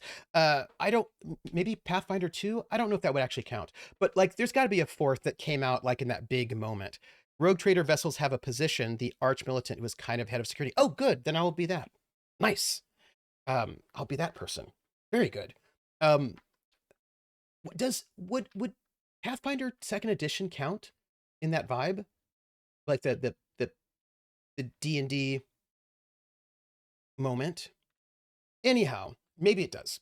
But if it did, so maybe like Simon loves a ranger, so maybe Simon's archetype is going to be the ranger, right? Because like in some games, maybe your archetype that you're playing is an actual class, but maybe it's not. Maybe it's I mean, because I feel like you can go conceptual, you can go class, you could go function. There's like a lot of different ways that the archetype thing can go. They definitely script a lot of OGL IP stuff from the game. Yeah, yeah, yeah. So it might be that. But I will say this: whenever we come up with a theme, so the collective is Lindy, Simon, and myself. We're the collective, and we come up with a theme, and then we invite a GM, somebody to be the GM for the whole season that we think would really enjoy playing in that theme. And then each one of us then invites a guest player for our cycle. So that's like the idea. I think, by the way, it has been a huge amount of work to get the set up, but I think once it is set up, it should be a lot easier because I don't have to GM anything but my one cycle. So everybody only has to GM one cycle. Um, Scheduling is always a bear, right? But that's also why we did the way we did it, because for guest players, we only have to find somebody who can, at a minimum, who can be there for 3 sessions, right? 3 sessions, and we can usually find somebody who can be there for 3 sessions. Finding the person who commits to be the GM, the guest GM for the whole thing, is going to be a more time commitment. But I'm sure but for only one season, right? But David's having such fun. He said he would love to come back, and he would love to come back for generics. And let me tell you, generics are definitely a theme I want us to do. I definitely want to do generics at some point. So that's really exciting. And really, I have to say that one of my main desires for this concept was just play with more people. You know what I mean? To like play with people that I don't get to play with normally, meet people I don't know. So it just really, and also who you wouldn't want to play. Also, who wouldn't want to play with you, Trooper? I can imagine some people. Like I imagine there are people who don't, who wouldn't, right? I mean, definitely I can imagine it, 100%. Um, Rogue Trader is probably the part of Warhammer 40K I know the most of the video game. I have it and I need to play it. Um, because here's the thing. Oh, also I want to say this other thing. Then I'm gonna go. One of the things is that when it comes to like playing with people that I haven't played with before, a two shot is perfect, right? Like one of the things I think is really good about this concept for me, but also I think for other people, is that I will play with anybody for a two shot or a one shot, anybody, right? And so people I do not know, this is a chance for me to play with people that I've not played with at all yet, because I like to get to know people before I invite them onto something longer. So this is a way for me to get to know more people, play with different people. It's also a way for somebody who like also newer people can jump in, people who haven't streamed before can jump in as a player. Like I think it's going to be like a good space for like, I think it's just going to be really good. That's what I think. um Still want to talk Trooper into joining my Ars Magic game. Their TARDIS boat is full of pirates. Oh. I do have Ars Magica 5, and I think I kickstarted the newer edition. Sorry, let me phrase it. Who wouldn't want to play with Trooper who aren't alphabet party? Okay, I will tell you, and then I'm going to go. Who wouldn't want to play with me? People who really like. Okay, so I'm going to say this is going to be a little bit complicated because there are people who I don't think would want to play with me in my ideal form, but I could probably GM in a way that they would enjoy. I don't know if I would enjoy it, but I probably could, right? So, for example, somebody who wants to do only murder hobo dungeon crawling with nothing else probably would look at my streams and think, I don't want to do that. But I could GM for them that. I just don't know if that would be the best use of my time. That said, I do want to run an AD&D dungeon crawl game, but that's because I want to do it because an AD&D dungeon crawl game is a little bit different than later dungeon crawls. Anyway, that's a whole different thought. Yes. Ars Magica 5 is public domain now after the definitive edition was punted. Oh, that's cool. Yeah, because I do have it. I'm pretty sure I kickstarted that, so that's probably why I have 5e, because I downloaded that downloaded 5e from the Kickstarter. Mm. Uh, my assertion still stands. Alcat's version of Rogue Trader is not wholly unlike the Toilet version, but there are a lot of differences. Oh, I'm excited to find out, actually. Yeah, I think that there are.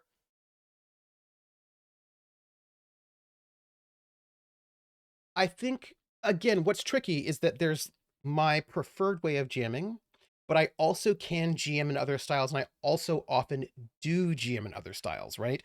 Uh, I think part of this is just because, like, I think anybody who's a GM who's had to GM one shots versus a campaign is going to have to be able to GM in different styles, because there is a style for a one shot that is different than a style for a longer campaign, right? Because with the one shot, you have to like put it a little bit more on rails. You got to go, go, go, go, go, because you only have a limited amount of time. So I think that, like, a one shot's just a different style of GMing than a campaign. Some people really like the pacing of a one shot, but they want to do that pacing over a campaign. And I like a little bit more breathing room. So I think it's tricky. I think that's tricky. Um, I can GM in a lot of styles, including styles that are not my preferred style. So I think I can GM for people who wouldn't like to GM in my normal style, who wouldn't like to play in my normal style. I think I can do that. But the thing is, I probably wouldn't do that except for like short shots. That's what I would say. All of that said, I'm going to go, but I do want to point out that the most recent after action report is live on Patreon. It's open to everybody. You can see how the finances have gone for the last year and a half. You can see what we've been doing. It's long. It's a long AR because it's been a while. And my goal is to do the fall of 2025 AAR after the Gamblers ends before I drive back to Massachusetts, because it will be just a one season. It should not be a very long AAR, and I just got to do it. And if I do it, then that'll be. I mean, I'll probably be in a little bit of wildness. You know what though? I probably shouldn't. I should probably wait. I should probably combine that AR and do the AR for the fall and the winter hiatus, because Roleplay Reflect will season 1 of Roleplay Reflect will end by the end of the winter hiatus. So if I put those two together, then I could wrap up both season 7 of the Gamblers and also Roleplay Reflect. So that'll be my goal, to do that AAR at the end of the winter hiatus. We'll see. We'll see. I would say Wrath of the Righteous was more similar to Pathfinder tabletop than Rogue Trader is to Rogue Trader tabletop. Oh. Uday says, I need a minimum of 3 sessions, preferably 6 or more. I mean, that's my preference. Like, my preference is to have if we're gonna do like the mid shot, I prefer 6 to 10. 6 to 12 would be my preference for like a contained story. If we're gonna do a contained story, I prefer 6 to 12. I can do a one shot. I've run at conventions. But I would prefer a 2 shot to a 1 shot. Like, I feel for me, 2 is better than 1, because it lets you like it just gives you a bit more breathing space. So it's a little bit less, you get to have more conversations, but let's go, go, go. I prefer 2 to 1. Um for mid length, for short, mid short, short mid, mid short, I prefer 6 to 12.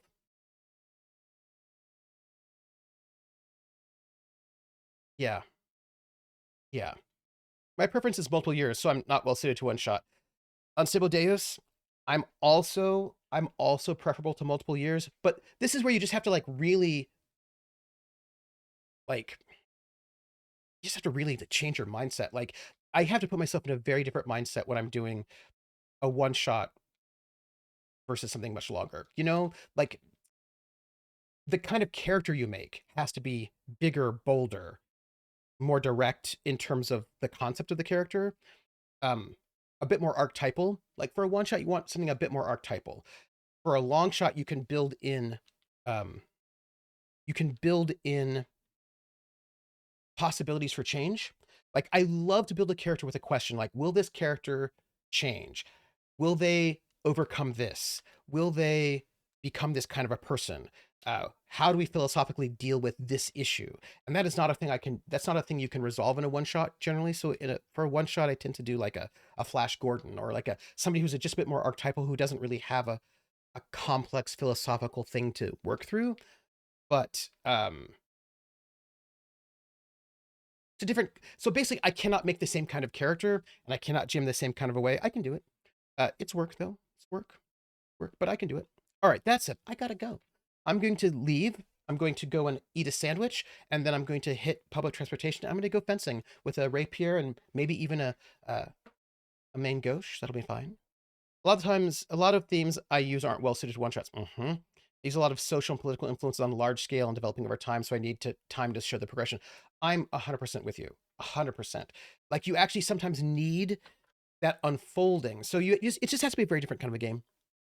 Clockwork Librarian, by the way, Clockwork Librarian, I want you to know that I see your posts on Blue Sky, and they make me smile. Uh, I just want you to know that I'm sending you really good vibes. Just know it. Um, I have things on the table, things cooking, things pots on the stove cooking. Not in real life. I meant mentally. So I'm gonna go.